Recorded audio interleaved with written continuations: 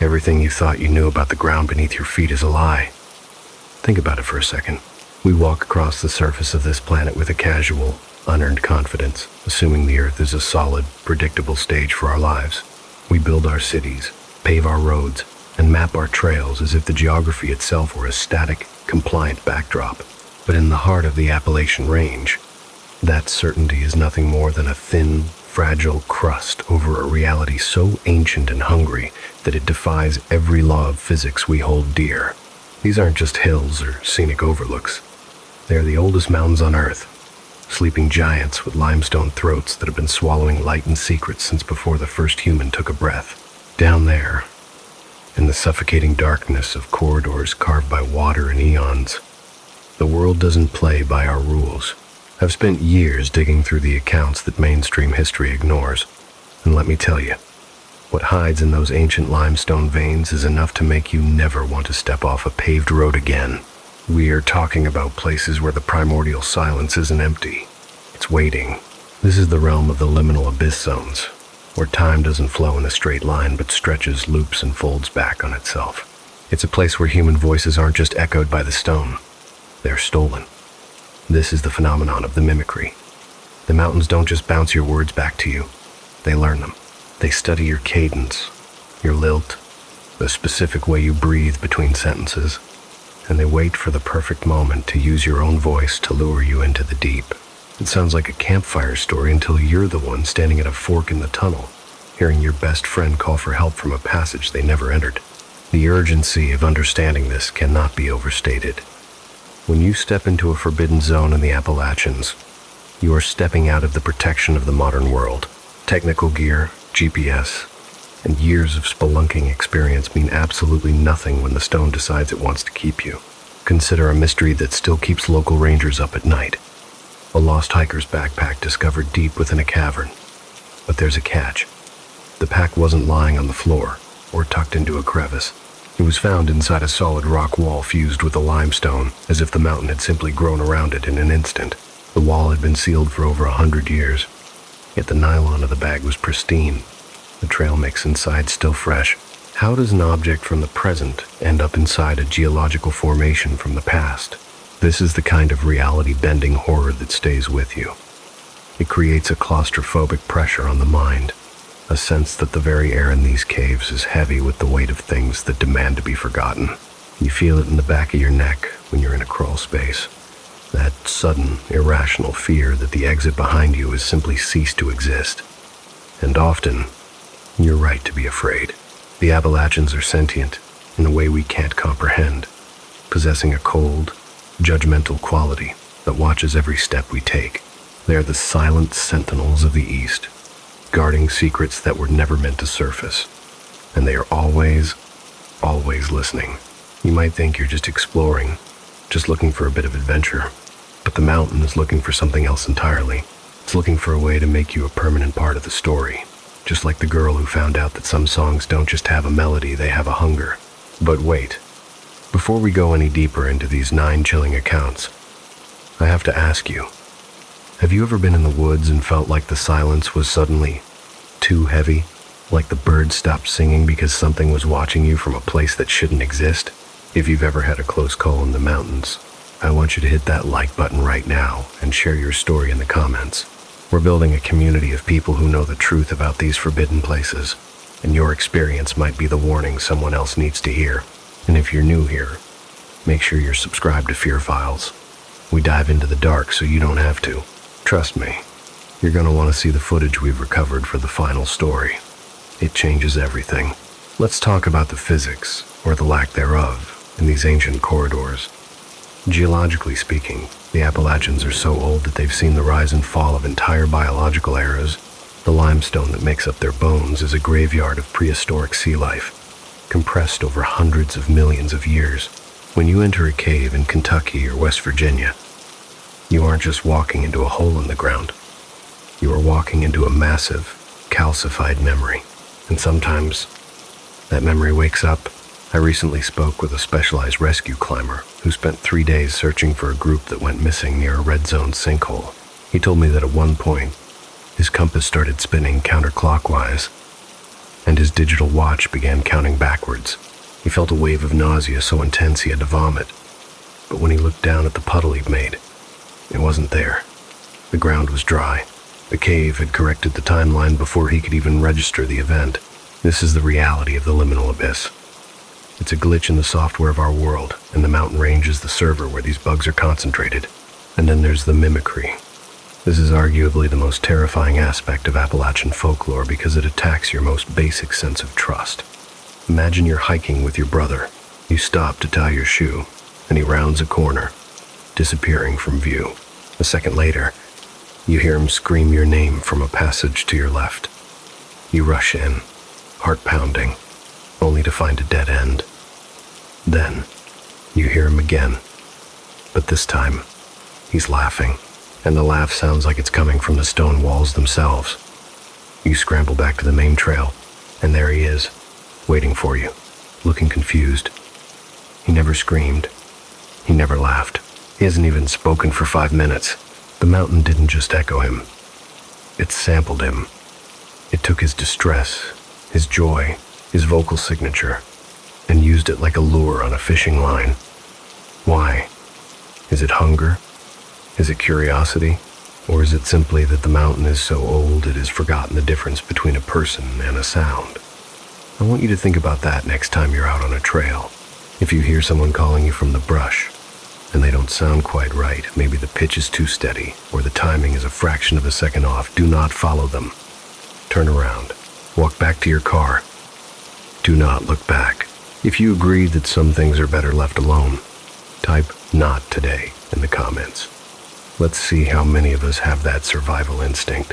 The mystery of the backpack fused into the rock wall is a case study in why you should stay on the marked paths. This wasn't just some prank. The rangers had to use a pneumatic chisel to get that bag out. When they finally broke it free, the rock face showed no signs of previous drilling or tampering. It was a seamless, natural formation. One of the items inside the bag was a digital camera. The memory card was corrupted, but a forensic team managed to pull a single image from it. It showed a hiker standing in a sunlit meadow, smiling. But in the background, visible only if you squinted, was a dark, oval shape in the hillside that didn't match any known cave entrance in the area.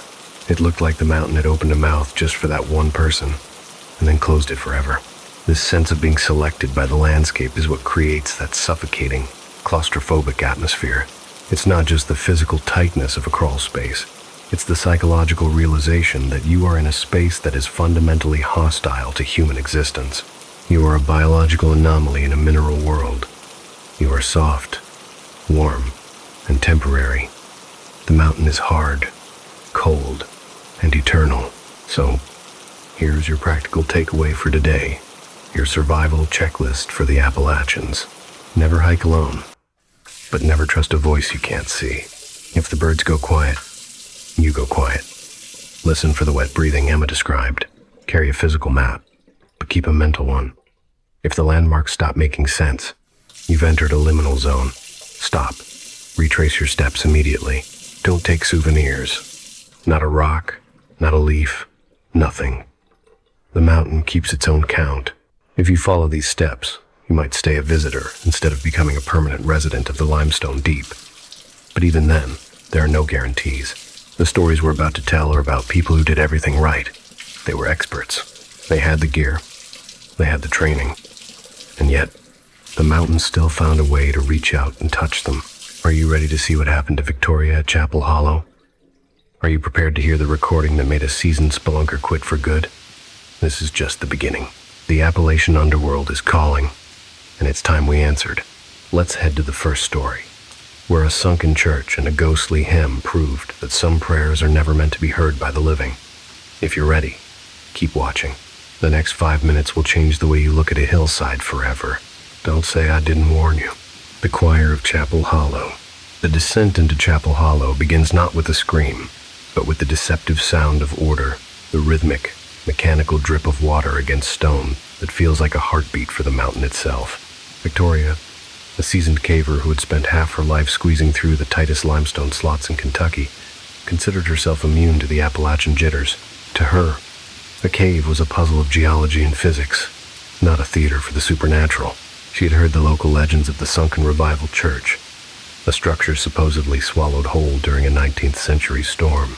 Choir and all, she had laughed at the old-timers who claimed you could still hear the congregation practicing their hymns in the flooded sumps. But as she waded through the knee-deep, ice-cold water of the lower chamber, the smell of wet iron and ancient earth began to feel heavier, more deliberate. The tension started as a vibration in her teeth. It was a faint, melodic hum that shouldn't have been there. It wasn't the wind whistling through a blowhole, and it wasn't the white noise of an underground stream. It was a harmony, multi-layered, polyphonic hymn that seemed to bleed out of the very walls. Victoria stopped, her headlamp cutting a frantic arc through the suffocating darkness. "Do you hear that?" she whispered, her voice cracking. Mark, her lead navigator, didn't even look back. "It's just a siphon effect, Victoria. Air trapped in a flooded pocket. Physics, remember?" But the music grew louder, shifting from a hum into a distinct, mournful song. The melody felt familiar, like a ghost of a Sunday morning from a childhood she had tried to forget. Victoria argued with Mark for 10 minutes, her skepticism shielding her from the growing dread. "Siphons don't harmonize in 4 parts, Mark," she snapped, her hands trembling as she adjusted her gear. To settle the debate, she pulled out her digital recorder, a high-fidelity tool used for mapping acoustic echoes. They stood in absolute silence for 60 seconds, the only sound, the distant, rhythmic drip, and the song. When she hit the playback button, the world shifted. The recording was pristine. But as the choir swelled, the lead voice emerged from the static, a strong, clear soprano that carried a specific Appalachian lilt. It was Victoria's voice, not a recording of her speaking, but Victoria leading a hymn she didn't even know. The shock was a physical blow. She felt her stomach drop as a cold sweat broke across her skin. She was standing right there, silent, yet the machine was playing back her own voice from a choir that didn't exist. "Turn it off," Mark whispered, his bravado finally shattered. That's when the water began to change. The calm pool around their boots started to ripple, not from a current, but in perfect, synchronized pulses that matched the tempo of the ghostly hymn. With every high note, the water rose an inch. With every refrain, it surged. It was a sonic haunting turned physical. The cave wasn't just echoing a memory. It was using the sound to drown the living. As they scrambled toward the upper crawlway, Victoria realized the most terrifying truth of all. The singing hadn't stopped when she turned off the recorder. The lead voice, her voice, was now vibrating behind her own ribs, harmonizing with a congregation that was waiting for her in the deep. Think about that for a second. Have you ever felt a sound vibrate in your bones so deeply that you couldn't tell if it was coming from the room or from inside your own skull? That's exactly what Victoria was experiencing. If you've ever had an experience where your own voice seemed to betray you, hit that like button right now and tell me about it in the comments. We need to know we're not alone in this. Victoria's skepticism was her armor, but the Appalachians are experts at finding the chinks in that armor. She had always believed that if you couldn't measure it, it didn't exist. But how do you measure the weight of a 1,000-ton mountain deciding it wants to join your conversation? She looked at Mark, and for the first time in 5 years of caving together, she saw true, unadulterated terror in his eyes. He wasn't looking at the rising water anymore. He was looking at her throat. He could see her vocal cords vibrating even though her lips were pressed tightly together. "Victoria," he choked out. "Your neck. It's moving to the music." She reached up, her gloved fingers touching the skin above her windpipe. It was true. Her body was being played like an instrument. Every time the phantom choir hit a minor chord, she felt a sharp, icy needle of pain shoot through her chest. This wasn't just a haunting. It was a hostile takeover. She tried to scream, to break the rhythm, but all that came out was a perfectly pitched amen that echoed through the chamber like a gunshot. This is what we call sonic mimicry on a biological level. If you're planning a trip to the Kentucky backcountry this weekend, I want you to pay very close attention to your own voice. If you notice you're speaking in a slightly different pitch, or if you find yourself humming a tune you've never heard before, get out. Immediately. Don't finish the trail. Don't take one more photo. Just turn around and walk toward the light. If you want a full safety guide on how to spot these acoustic traps before they lock shut, make sure you're subscribed and check the link in our bio. Your life literally depends on knowing the difference between a natural echo and a predatory one. The water was now at their waists, surging with a frantic, religious fervor. Every time the Victoria on the recorder hit a crescendo, a wave would slap against the limestone walls, pulling more silt and ancient dust into the pool. It was as if the cave was trying to recreate the storm that had swallowed the original church, turning this limestone pocket into a baptismal font for the dead. Mark grabbed her arm, hauling her toward a narrow chimney vent. "We have to climb. Now." But Victoria couldn't move. She was staring into the black water, and for a split second, her headlamp caught something beneath the surface. It wasn't a fish or a rock. It was a face, dozens of them, pale and bloated, their mouths open in a silent, eternal song. They weren't fighting the water. They were part of it. And as she looked, she saw one face that looked exactly like her own. It wasn't her reflection. It was the version of her that the cave had already archived. "Victoria, move." Mark's voice was a distant rasp. She snapped out of the trance, her boot slipping on the slick, mineral-coated rock as she began to scramble upward. The chimney was barely wide enough for her shoulders, a vertical slot that felt like being buried alive in a standing position. Behind her, the song swelled into a deafening roar. The water followed them, a cold, rising hand reaching for their ankles. She could hear the Victoria on the recorder laughing now, a sound that was both her and not her, a perfect replica that had found the joke in their struggle. When they finally broke through to the surface, collapsing onto the damp moss of the Kentucky woods, the silence was more violent than the song. The moon was a cold, indifferent eye above the tree line. Victoria didn't speak for 3 days. When she finally did, her voice was different. The Appalachian lilt was gone, replaced by a flat, hollow tone that sounded like it had been filtered through 1,000 feet of solid rock. She never went back. She sold her gear, burned her maps, and moved to a city where the only sounds were the hum of traffic and the grind of machinery. But sometimes, when she's alone in her apartment and the refrigerator cycles on, she hears a faint, multi-layered harmony beneath the mechanical drone. She hears her old voice, the one the mountain kept, practicing the next verse. If this story gave you chills, share this video with a friend who thinks they're too brave for ghost stories. Let's see how they feel about a mountain that learns your name. And don't go anywhere, we're just getting started. Because if you think a stolen voice is bad, wait until you meet Andrew, the man who found a map that was writing his own obituary in real time. The next story is a masterclass in why you should never trust a piece of paper that knows your name. You won't believe what he found at the end of the trail. Keep watching, because the darkness is just getting warmed up. Seriously, hit that notification bell right now. You don't want to miss the reveal in story number 7. It's the most requested update in the history of this channel, and it's going to flip everything you know about time loops on its head. Are you brave enough to keep going? Let's find out. The reality is that Chapel Hollow is still there. It's not on any official tourist map, and the Forest Service has officially decommissioned the trail leading to it. But every year, a few more hikers go missing in that sector. They find their cars at the trailhead, their phones on the dashboard, and their boots neatly lined up by the sinkhole entrance. And sometimes, if the wind is blowing just right from the east, the search teams reported hearing a faint, beautiful singing coming from deep within the earth. They never follow it. Neither should you. If you've learned anything today, let it be this. The mountain doesn't just want your respect. It wants your silence. And once it has it, it will use it to call someone else. This is the cycle of the Appalachian Deep. It's a closed loop of sound and stone, a choir that is always looking for its next lead singer. Victoria got out, but she left her voice behind.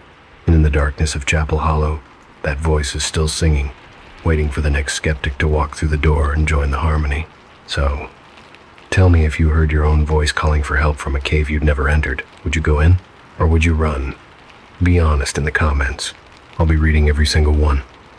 Now, let's move on to the Shawnee National Forest, where the ink is still wet on a map that shouldn't exist. This account reminds us that in the Appalachians, the danger isn't just what you can see, it's what you can hear. And more importantly, what the mountain hears about you. It's a predatory geography, a landscape that is constantly scanning for the sounds of the living. Every footstep, every breath, every whispered word is data for the limestone deep. It's an archive of every soul that has ever lost its way in those corridors. And as we're about to see with Andrew, sometimes the mountain doesn't just steal your voice, it steals your future. Stay with me. The next account is where things get truly reality-bending. We're crossing the border into the Shawnee National Forest, to a site known only to a few veteran rangers as the Shifting Maw. This is the story of the map that refused to stay static, and the man who realized that in some caves, the exit is just an entry point for a different kind of nightmare. You're not going to want to miss a single second of this. Turn the lights down, lock the door, and let's head back into the deep. The mountain is waiting, and it's already learned how you sound when you're afraid. Before we move to the next tale, I want to give a quick shout out to our Patreon members who helped fund the research for this episode. Without you, these stories would remain buried. If you want access to the raw audio from Victoria's recorder, the actual clip where the choir begins, head over to the link in the description. Just a warning, some people find the frequencies in that recording extremely disturbing. Listen at your own risk. Now, let's talk about Andrew and the blue ink that predicted everything. The map that draws itself. While Victoria fled the singing that had begun to vibrate within her own chest, she didn't realize that in the Appalachian deep, some maps are drawn in blood. Let me tell you about Andrew. He was a man whose entire life was defined by the rigid, comforting geometry of survey lines and the satisfaction of a completed project. He was a compulsive mapper, the type of guy who couldn't stand a white space on a topographical chart. To Andrew, an unmapped cave wasn't just a hole in the ground. It was an unanswered question that kept him awake at night, staring at his ceiling and tracing imaginary tunnels. But when a weary ranger at a remote station in the Shawnee National Forest handed him a yellowed, hand-drawn map tucked inside a cracked plastic sleeve, the question wasn't just unanswered, it was a warning. Across the top, in thick, aggressive red marker that looked like a jagged scar, were the words, "Do not use. Incomplete. Hazardous." Now, pause for a second. If you were Andrew, and you saw those big red letters, would you turn around and grab a coffee? Or would you feel that itch in your brain? Most of us like to think we're smart, but curiosity is a dangerous drug in these mountains. If you've ever ignored a warning sign just to see what's around the corner, drop a comment below. I want to know if I'm the only one who feels that pull. Andrew should have listened. He really should have. But if you're like him, if you have that obsessive need to map the unmappable, you know that a warning like that feels more like a challenge. 2 days later, without telling a single soul where he was going, Andrew pulled his truck onto a rotting logging road and prepared to enter a jagged crack in a limestone outcrop that the official forest surveys completely ignored.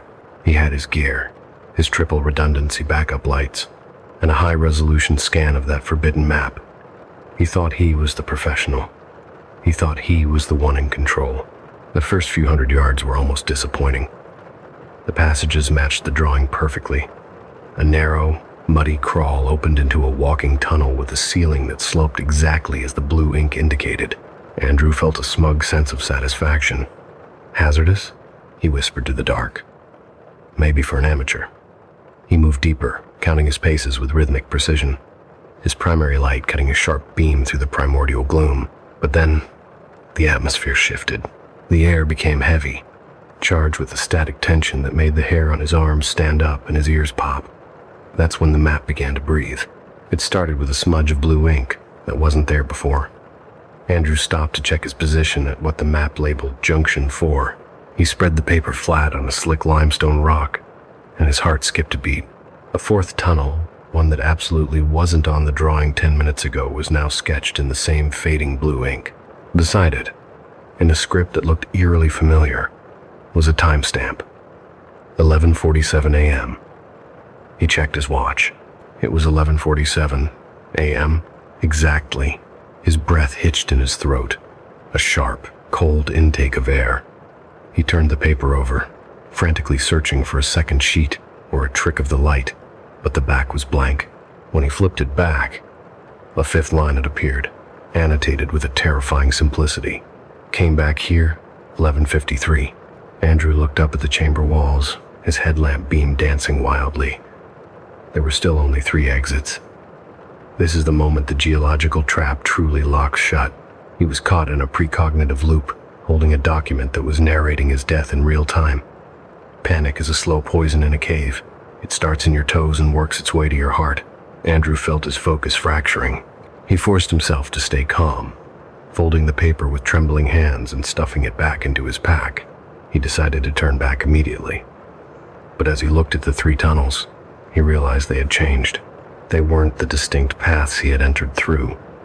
They were 3 identical, smooth limestone throats, leading into a deeper, impossible dark. He pulled the map out again. And this time, he nearly dropped it into the mud. The designation for his current location had shifted. He wasn't at Junction 4 anymore. The map now labeled the room as Junction 6. And right next to it, written in his own cramped, distinctive handwriting, were the words, "Do not trust the Count. Rooms repeat." Andrew hadn't touched a pen. He hadn't even opened his pack side pocket where his markers were kept. Yet there it was, his own warning, sent back to him from a future version of himself that was already failing to find the exit. The horror of this is something you have to experience to truly understand. It's not just about being lost. It's about losing your identity to the stone. "I think I'm going to die here," the map whispered in blue ink as a new line appeared. "I've passed this rock 3 times. Andrew began to run. He chose the widest passage, his tactical boots slipping on the slick clay, his breath coming in ragged, shallow bursts that fogged his vision.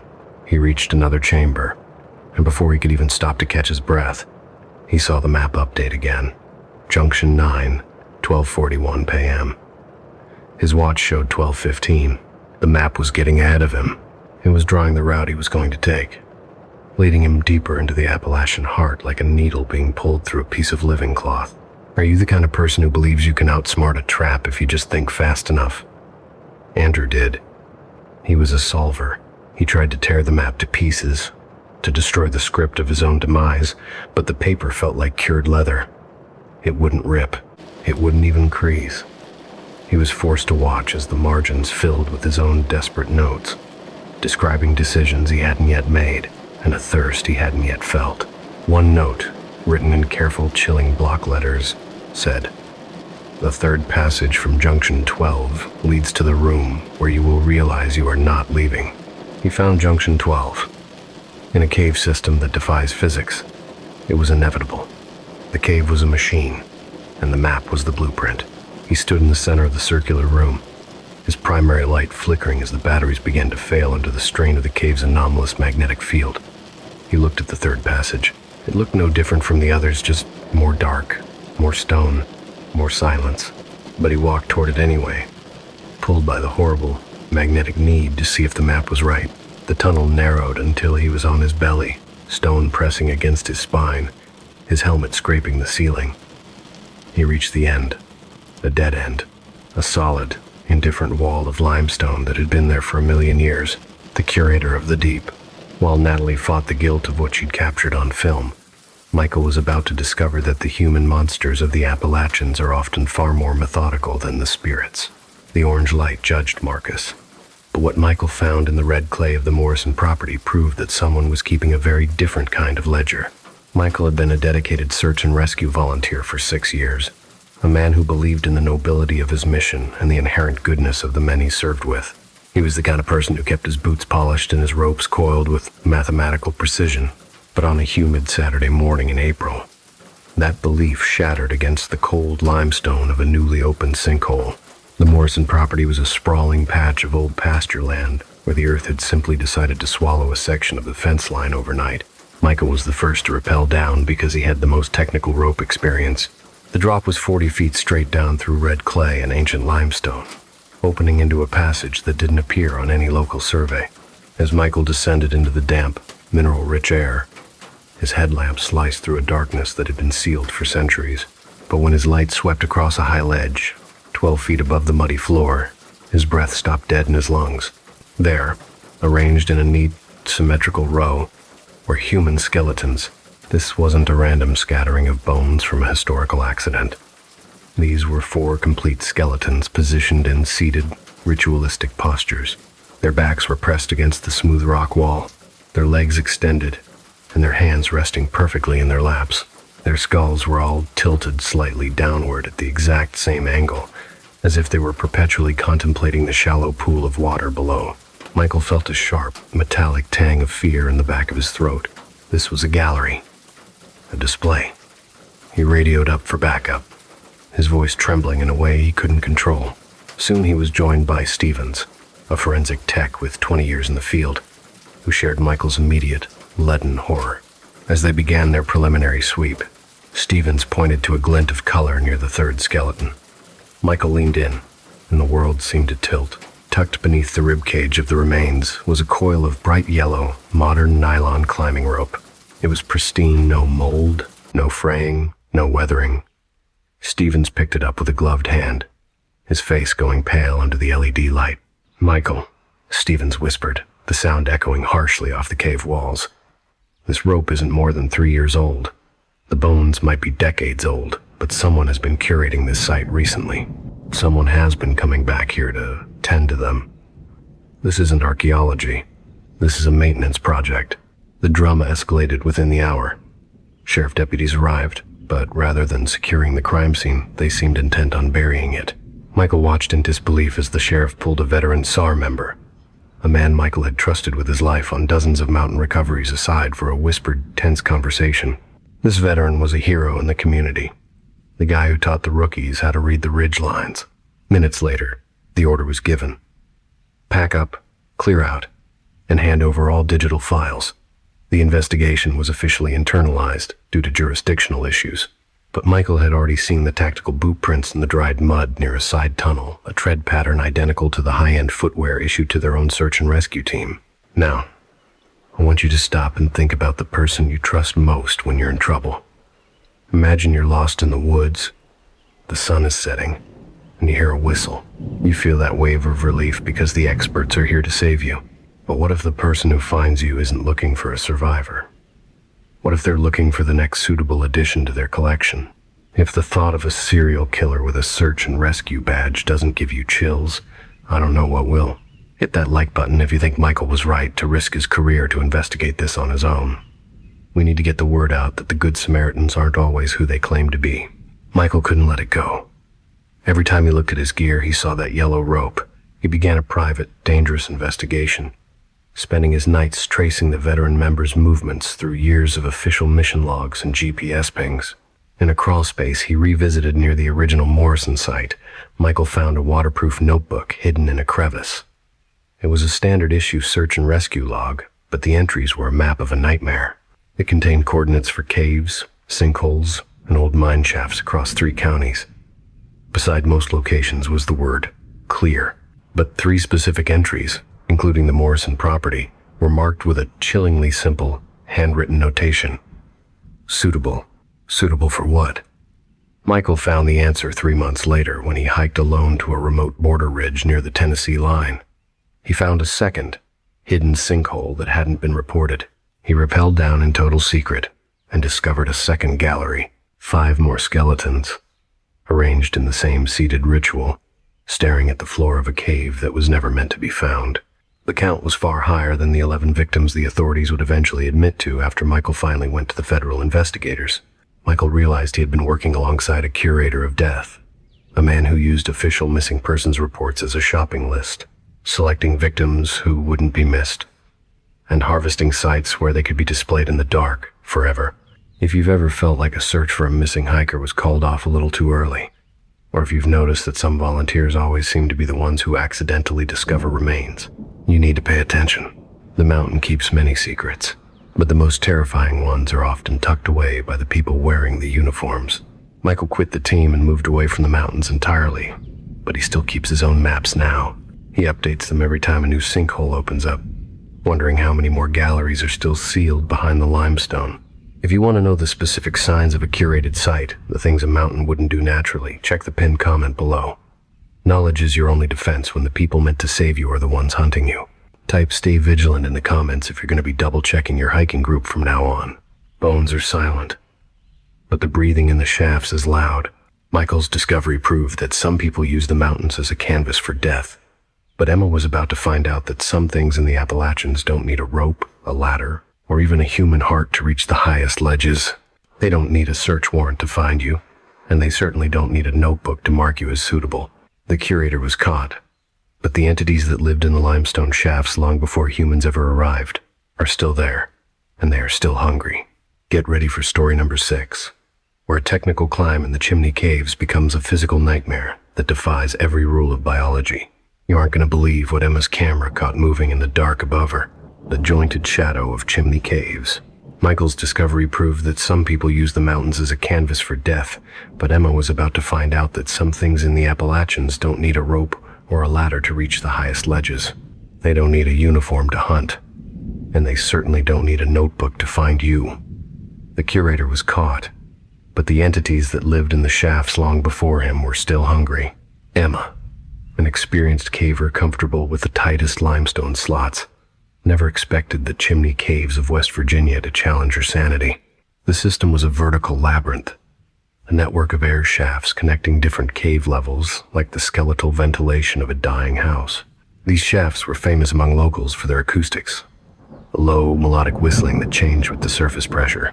But as Emma and her team descended into the first 60-foot drop, the air felt metallic and sharp. The tension spiked while they were regrouping in a wider chamber. A rock, smooth and round like a golf ball, suddenly dropped from the darkness above and landed at Emma's feet. When she picked it up, her stomach did a slow roll.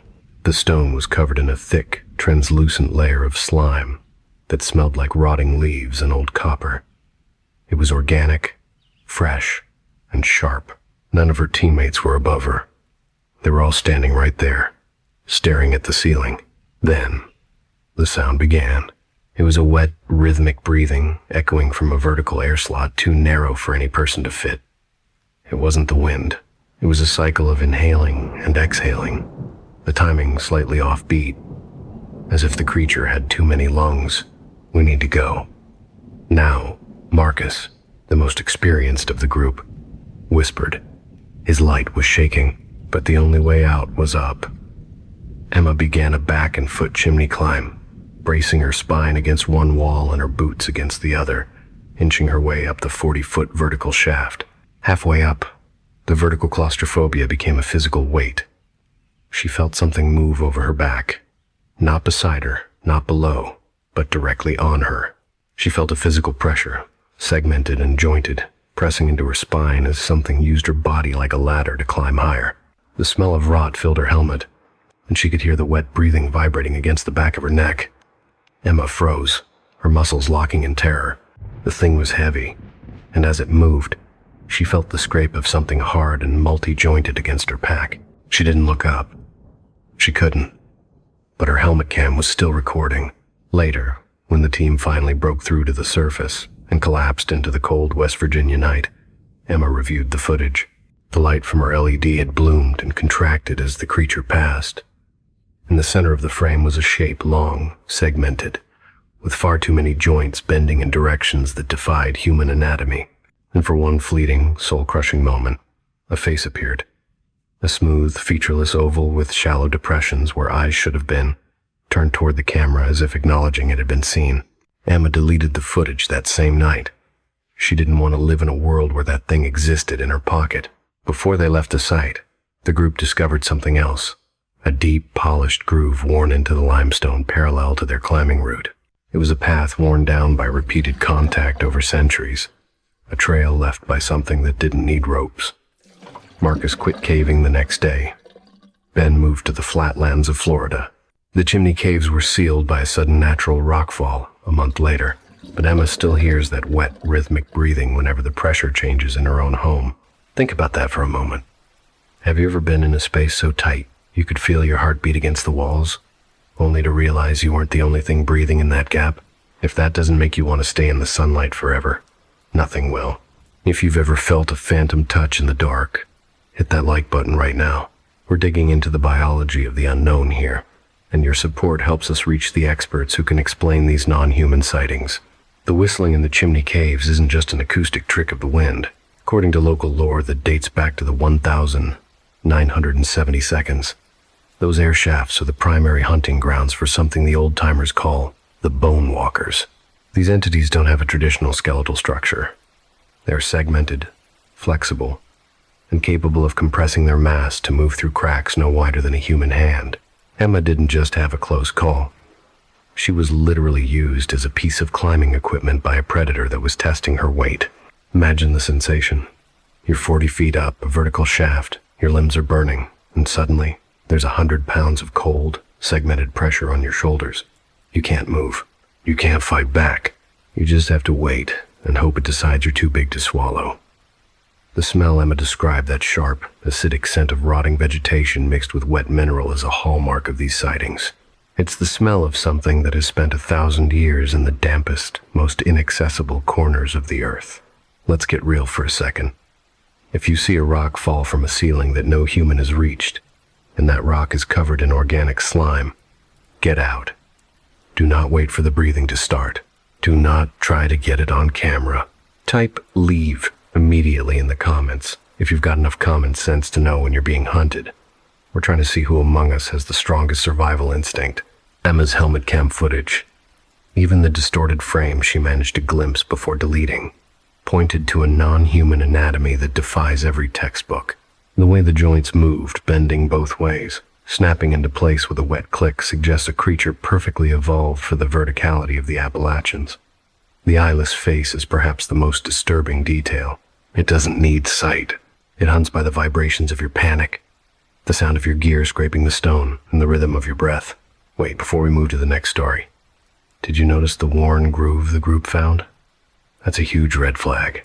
If you're ever in a cave and you see a path in the rock that looks too smooth, too regular, and it leads straight up into a hole you can't see the top of, you are in a transit corridor. You're standing in the middle of a highway for things that don't use cars. Take a photo if you must, but then move. Fast. If you want a detailed map of the caves in West Virginia where these groove sightings are most frequent, you need to be on our mailing list. We send out monthly updates on anomalous geological features that the tourism boards try to hide. Knowledge is the only thing that keeps you from being the next ladder for a segmented shadow. The reality of the Chimney Caves is that they are part of a much larger, darker network. The rockfall that sealed them wasn't natural. Locals say the mountain choked itself to keep the shadows from coming too close to the surface. But just because one door is closed doesn't mean the inhabitants are gone. They are just waiting for the next crack to open. The next group of eager explorers to provide a fresh set of vibrations to follow. Emma still sleeps with the lights on. She says the sound of the wind through her window screen sounds too much like the whistling of the air shafts. She's terrified that one day she'll feel that familiar, segmented pressure on her back while she's lying in bed. It's a physical trauma that never truly heals. And speaking of doors that should never have been opened, we're heading back to Kentucky for story number 7. This one is different. It's not about a monster you can touch. It's about a disappearance that left a scent trail leading into solid stone. Daniel's sister Sarah didn't have a monster climb over her. She just ceased to exist in 15 seconds. The Appalachians don't just hold creatures. They hold mirrors to other worlds. Get ready, because the Crystal Caverns account is going to make you question every family vacation you've ever taken. A hand slipped away in the absolute dark, and a backpack was found in a room that hasn't been opened for a century. How does a 9-year-old girl enter a wall? We're about to find out. Make sure you've got your headphones in. This auditory evidence is chilling. The creature in the shaft let Emma live, but Sarah wasn't so lucky when the lights went out in Kentucky. Emma's encounter was a physical nightmare, but Daniel's sister Sarah vanished in a place that was supposed to be perfectly safe. In the Appalachians, the shafts don't just hold monsters. Sometimes, they hold the doors to a version of reality that only children can see. A hand slipped away in the dark, and the scent trail ended at a solid wall. Get ready for story number 7, because Sarah's backpack wasn't found in a shaft, it was found inside the stone itself. If you're still with us, type "the" deep in the comments. We're moving into the most mysterious territory yet. The Appalachians aren't just mountains. They're a test of what you're willing to believe. Let's see if you can handle what happened at Crystal Caverns. Don't look behind you. Just keep watching. The next 5 minutes are going to change your definition of safe forever. Seriously. Though what would you do if you felt something heavy and jointed start to climb over you in a space too small to turn around? Would you freeze, like Emma? Or would you try to fight back? Let's hear your survival plans in the comments. We might need them. The Appalachian underworld is listening, and it's time we acknowledge the other occupants of the deep. Stay tuned. The worst is yet to come. Remember, the mountains are never finished with those who listen. If you hear the breathing, don't whistle back. Just walk toward the light and don't look at the shadows in the air shafts. They might be looking back. Now, let's head to Kentucky and the mystery of the girl in the solid rock. This is where the physics of the Appalachians truly starts to break. Are you ready?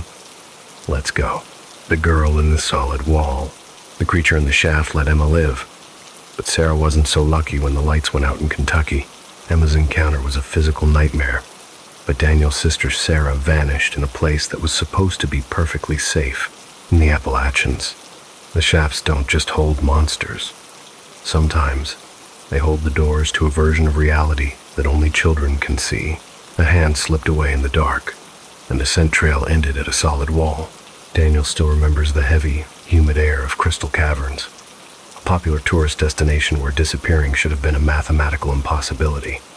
It was a summer road trip in 2003. Daniel was 11, and Sarah was 9. They were standing in the cathedral room, a massive limestone vault illuminated by warm amber spotlights. Robert, their tour guide, was mid-sentence when the primary generator failed. The darkness was absolute, a thick, velvet weight that pressed against Daniel's eyes. He felt Sarah's small, damp hand gripping his own. "Stay close," he whispered. "I've got you." 15 seconds. That was the duration of the blackout, before the red emergency lights flickered to life. Daniel felt his hand close on empty air. Sarah was gone. There was no sound of a struggle, no scuffle of sneakers on the paved path. Just a silence so profound it felt like the cave had inhaled her. The initial search was frantic but systematic. Within 10 minutes, every staff member was combing the cathedral room, checking behind stalagmites and under metal railings. They found nothing. No dropped headband, no snack wrapper, nothing. The mystery deepened when the K9 units arrived. The search dogs, highly trained for cave environments, picked up Sarah's scent from a jacket left in the car. They tracked her scent with aggressive certainty across the floor of the cathedral room, but then they stopped. All 3 dogs sat down simultaneously in front of a section of smooth, solid limestone wall, 20 feet from where the family had been standing. The scent trail didn't fade or scatter. It ended at the stone. The handlers were baffled. There were no cracks, no hidden levers, just solid, ancient rock. It was as if Sarah had simply walked into the wall and the mountain had healed behind her. 20 years passed. Daniel grew up in the shadow of that 15-second window, haunted by the feeling of her hand slipping away. He went to therapy. He moved away, but the stone stayed in his mind. Then, he received a call from the Park Service that changed everything. Maintenance workers doing structural repairs in a dead zone. A section of the cave sealed off by concrete in the 1,950 seconds had found a purple backpack wedged high in a crevice. Inside was Sarah's school notebook. The notebook showed no signs of water damage, no yellowing of the pages, despite supposedly sitting in a damp environment for 2 decades. The handwriting matched Sarah's perfectly, but the entries were dated weeks and months after her disappearance. Daniel held the notebook in the precinct office, his hands shaking. The final page contained a message written in a shaky, frantic pencil. "I can hear Daniel calling, but I can't find the door. The cave keeps moving, and the lights won't stay on. I'm sorry I let go." The horror of those words is a physical coldness that never leaves your marrow. Sarah hadn't died in that blackout. She had been displaced. She was in a version of Crystal Caverns that overlapped with ours, but remained just out of reach. The auditory haunting began shortly after Daniel visited the wall one last time as an adult. He returned to his hotel room that night and heard a rhythmic, patient dripping sound. He checked the bathroom dry. He checked the air conditioner dry. Then, the voice came. It was coming from behind the drywall of the hotel room. It was Sarah's voice, unchanged, still 9 years old. She was asking him why it was so dark and why he wouldn't come get her. She sounded tired, like someone who had been walking in circles for an eternity. Daniel realized then that she wasn't gone. She was just on the other side of the stone, forever trapped in the 15 seconds of darkness that never ended for her. Let that sink in for a minute. Imagine being 9 years old, and the world just stops. The lights go out, and when you reach for your brother, The wall is where his hand used to be. If this story made the hair on your neck stand up, hit that like button and type "not alone" in the comments. We are documenting these stone displacement cases, and every comment helps us bring more attention to families who have lost loved ones to the limestone. This isn't an isolated incident. Since Sarah's disappearance, researchers have found 3 other cases in the Appalachians where scent trails ended at solid rock. In each case, the missing person was a child, and in each case, the other side seemed to respond years later. There is a theory in quantum geology that certain limestone formations act as high-density storage for temporal loops. Sarah didn't wander off. She was archived. She became part of the mountain's memory, a living ghost caught in a 15-second glitch. If you're planning a family vacation to a cave system this year, here is a survival tip you won't find in the brochure. Do not let go of each other. Not for a second. Not even if the guide says it's safe. Use a tether if you have to, because in the Appalachians, the safe caves are often the ones the mountain has already learned how to operate. The notebook found in the sealed chamber is perhaps the most damning evidence. How did it get into a room with no entrance? And why was the paper fresh? Forensic analysis confirmed the pencil lead was from a brand Sarah used in 2003. But the carbon dating of the wood in the pencil suggested it had only been exposed to our atmosphere for a few days. The mountain isn't just taking people. It's keeping them in a state of suspended animation. A liminal space where time doesn't exist. Daniel still hears her. Every night at 3:14 a.m., the exact time the power went out in the cathedral room, the dripping starts in his walls. Sometimes she asks for her backpack. Sometimes she just whispers that she's cold. He's tried everything. Soundproofing, moving cities, even sleeping in a tent. But the mountain's voice follows him, because he was the last person to touch her before the stone claimed her. He is her anchor to a world she can no longer see. If you want to see the high-resolution scans of the final pages of Sarah's notebook, the ones that the authorities tried to classify as a hoax, click the link in our bio. We've uploaded the full forensic report for our Inner Circle members. It's a hard read, but it's the truth. And the truth is the only thing the mountain can't swallow.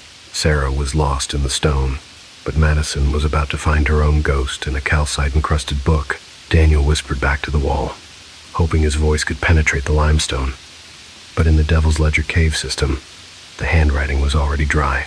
Madison didn't have to wait 20 years for a notebook to reappear. She found hers while she was still inside the cave, and it was telling her exactly how she was going to die. Get ready for story number 8, because in the Appalachians, the map doesn't just show you the way out, it tries to fix the mistakes you haven't made yet. Think about the irony. Daniel is haunted by a past he can't reach, while Madison is hunted by a future she hasn't lived yet. The Appalachians are a closed loop, a predatory geography that eats time as easily as it eats hikers. Are you ready for the next reveal? Type "the ledger" if you're brave enough to see what Madison wrote to herself from across the timeline. We're going deeper into the mud, where the truth is written in calcite and bone. Keep watching. The calcite loop of Devil's Ledger. Sarah was lost in the stone, but Madison was about to find her own ghost in a calcite-encrusted book. Daniel whispered back to the wall, hoping his voice could penetrate the limestone. But in the Devil's Ledger cave system, the handwriting was already dry. Madison didn't have to wait 20 years for a notebook to reappear. She found hers while she was still inside the cave, and it was telling her exactly how she was going to die. Madison was a geology student who preferred numbers to people, believing that the earth followed rigid, unbreakable laws. She had joined a small team to map Chestnut Ridge, a system locals called the Ledger because of how many people had signed in and never signed out. The descent was a miserable crawl through slick clay and knobby limestone that scraped knees raw even through heavy pads. Madison was in the lead, her headlamp cutting through the damp air, when she saw a glint in a shallow depression along the wall. It was a spiral-bound notebook, but it looked like a piece of cave formation. It was coated in a thin, translucent shell of calcite, like a candy glaze. She brushed away the silt with a gloved hand, and her heart nearly stopped. Her name was written on the cover in black marker. Not just Madison, but her full name, middle and last. "Is this some kind of sick joke?" she whispered, her voice cracking as she looked back at her teammates. Tyler, Greg, and Leah all huddled around her in the narrow slot, their headlamps creating a harsh, overlapping strobe effect. They looked genuinely baffled. Tyler even backed away a few inches, his boots squeaking against the mud. Madison cracked the calcite shell. It flaked off like dried skin and flipped to the first page. The handwriting was unmistakably hers. The specific looping tails on the I's and G's, the hard, aggressive cross on the N's. But the content was a nightmare. The first entry described their exact conversation from 30 minutes ago. It mentioned a specific joke Tyler had made about cave crickets having existential crises, a joke no one outside that tunnel at that exact moment could have known. The horror escalated as Madison flipped further, her fingers smudging the damp paper. The timestamps on the pages began to match her watch in real time, narrating their physical movements through the crawl. It was like reading a live transcript of her own life. Then, she reached a page dated 3 days from now. The tone shifted from analytical to frantic. It described an accident in a section of the cave they hadn't even reached yet. It said Madison would be separated from the group in an unmapped, vertical crawl space. It described a massive ceiling collapse that would seal the way out behind her, leaving her with exactly 3 hours of oxygen. The writing became jagged, described the specific, heavy sensation of air turning sweet and thick as asphyxiation set in. "Greg, where is Station 12? Madison asked, her voice high, brittle, and bordering on a scream. Greg, the veteran lead, pulled out the survey sketch, tracing the lines with a muddy, trembling finger. "It's about 50 feet ahead, just past the next squeeze." "Why? What does it say?" Madison didn't answer. She turned the page. The next entry, timestamped 20 minutes into their future, described a fork beyond Station 12. It said Greg would insist on going left because that was the unmapped lead they were there to document. It said Madison would feel an overwhelming social pressure to agree, even though she felt a cold, oily pit of dread in her stomach. Beneath that, an entire page was filled with a single, frantic sentence scrawled over and over until the pencil lead had nearly torn through the paper. "Do not go left at the fork beyond Station 12. The group moved forward in a silence so heavy it felt like the stone was already pressing against their lungs. When they reached the fork, the reality was a physical blow. It looked exactly like the sketch. A narrow, jagged left-hand passage diving into a black abyss that seemed to suck the light from their lamps, and a slightly wider right-hand path looping back toward the main route. Madison felt the tunnel breathe as she stood there. A cool, stale draft brushed her face, carrying the scent of wet iron and impending limestone. "The left lead looks promising," Greg said, his voice echoing with a hollow, mechanical quality. "We're here for the data, Madison. We should push it. We go right," Madison said. Her voice left no room for debate. She held the notebook against her chest like a piece of bulletproof armor.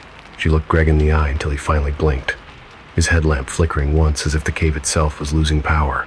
"Right it is," he muttered, sounding like he was waking from a trance. "Safety first." The survey continued, but the atmosphere had changed. The measurements lined up with the old 1,980 seconds maps, and they tied back into the known route nearly an hour faster than expected. There were no collapses, no lost oxygen, but the notebook weighed on Madison like a lead suit. Every time her hand brushed it, she imagined the graphite words inside reshaping themselves, erasing the death she had just bypassed. Back on the surface, the air was sweet and the sky was a bruised purple. Standing by Greg's truck, Madison opened the dry bag to show the team the warning that had saved them, but as she flipped to the middle of the book, her blood turned to ice. The entry about the collapse was gone. In its place was a neat, calm description of the team reaching Station 12, considering the left-hand lead, and choosing to go right. The frantic graphite gouges, the torn paper, the descriptions of suffocation. It had all vanished, as if it had never been written. Greg took the book, his brow furrowed as he flipped to the very back cover. "Madison," he whispered, "look at the inside." On the back cover, in a faint, dull pencil that looked like it had been written in total darkness, was a final note. "This is not the first version. You do not remember the others. I'm trying to get it right. Please listen next time." Think about the psychological weight of that for a second. Have you ever had a déjà vu so strong it made you physically nauseous, like you were a character in a movie you'd already seen? If you've ever felt like you were living through a rerun of your own life, hit that like button and tell me about it. We're collecting these accounts of temporal loops in the Appalachians. Your story might be the missing piece of the puzzle. Madison never let a cave crawl again. She moved to a city where the ground was flat and predictable. She kept the notebook in a fireproof box. But she admits that in her dreams, she can still hear the rhythmic scratching of a pencil against paper coming from inside the box. She realized that the Appalachians aren't just a mountain range. They are a living ledger of every choice we almost made. Somewhere in the dark of Devil's Ledger, at Station 12, there was a version of Madison who didn't find the book. A version who went left, and she is still there, waiting for the timeline to reset so she can try to save herself again. If you are planning to go wild caving this season, here is my direct instruction. Trust your gear, but trust your gut more. If you find something that belongs to you, something you haven't lost yet, do not treat it as a joke. In the Appalachians, the ground is never finished with the stories it tells. If you want to see the infrared photos Madison took of the notebook before the text changed, make sure you're subscribed to Fear Files. We're releasing the Ledger files to our members tonight. The truth can change, but the mountain always remembers the original draft.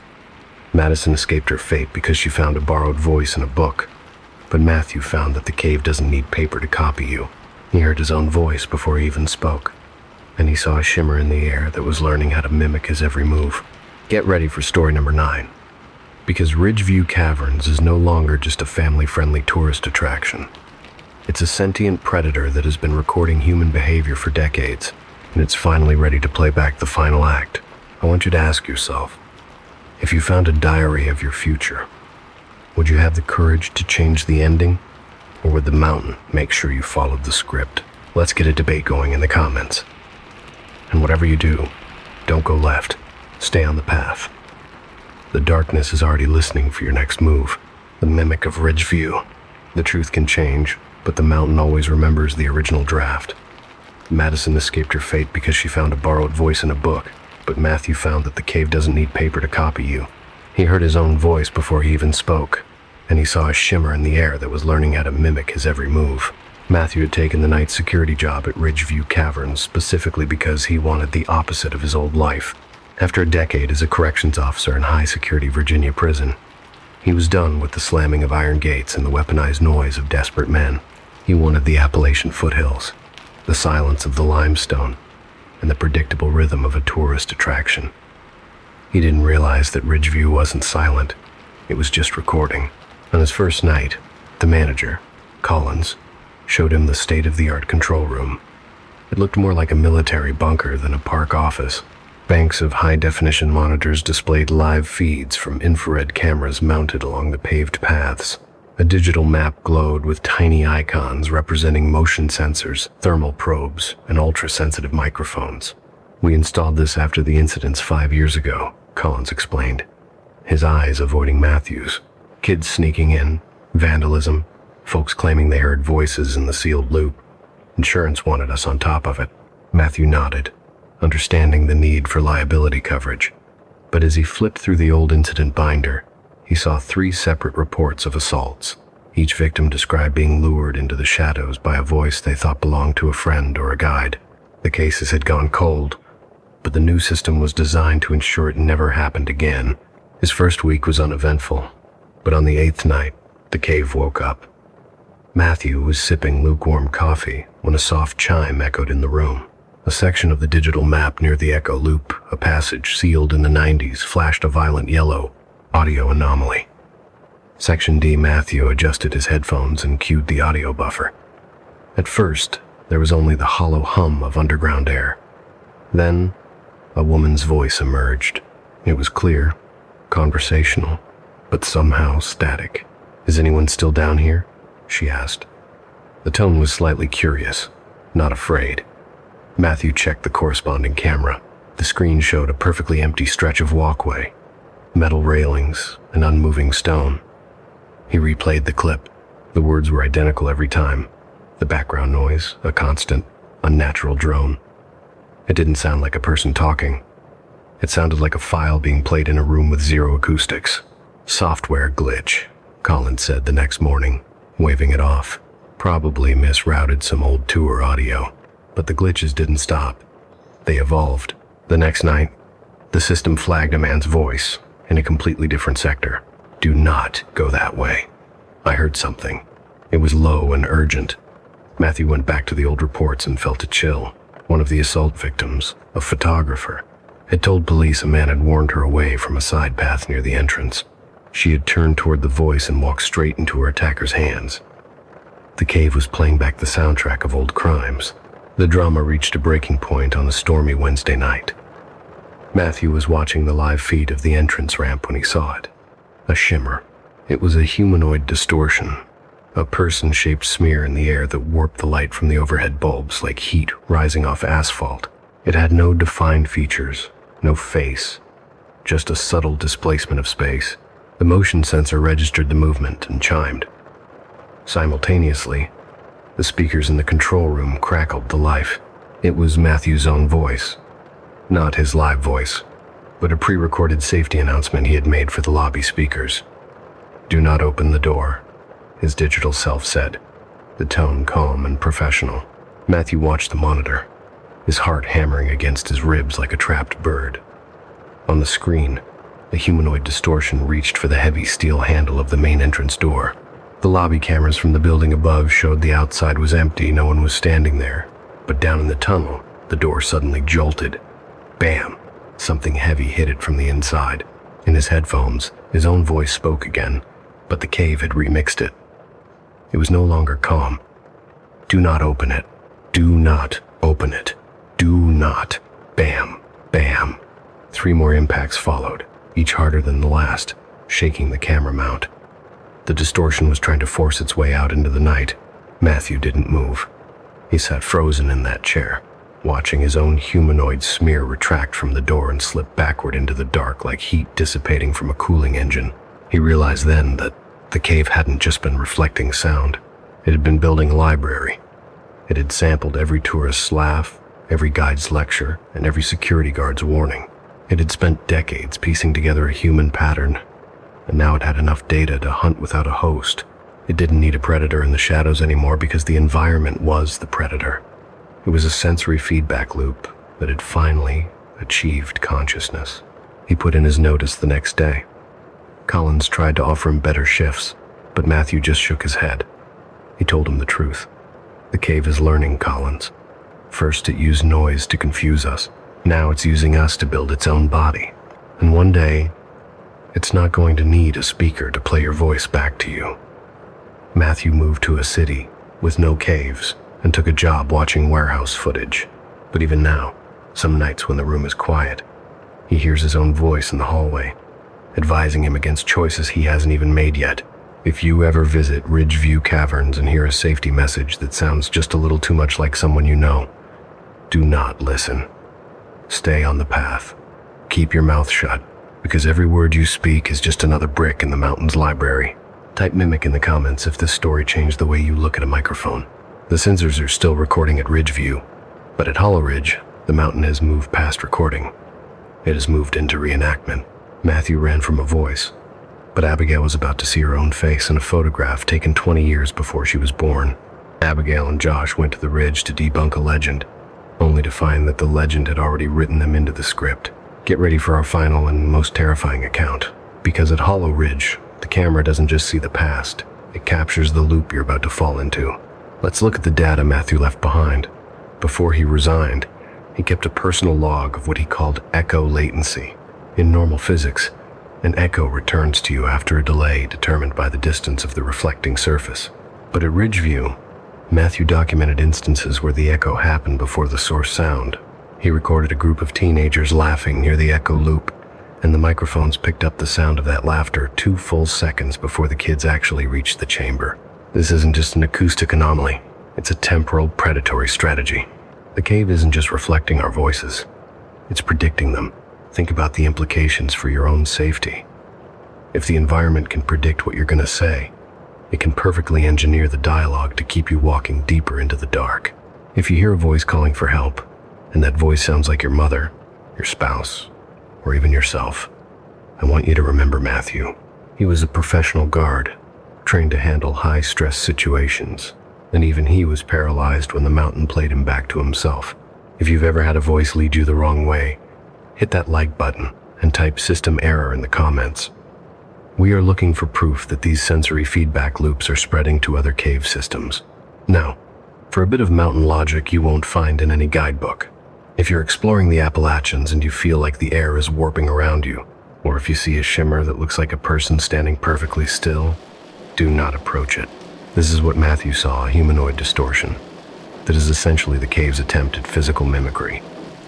It hasn't quite figured out skin or clothes yet, but it's mastered the silhouette. It's a biological placeholder, a vessel for all the recorded voices it has collected over the centuries. And here is the most disturbing part of the Ridgeview incident.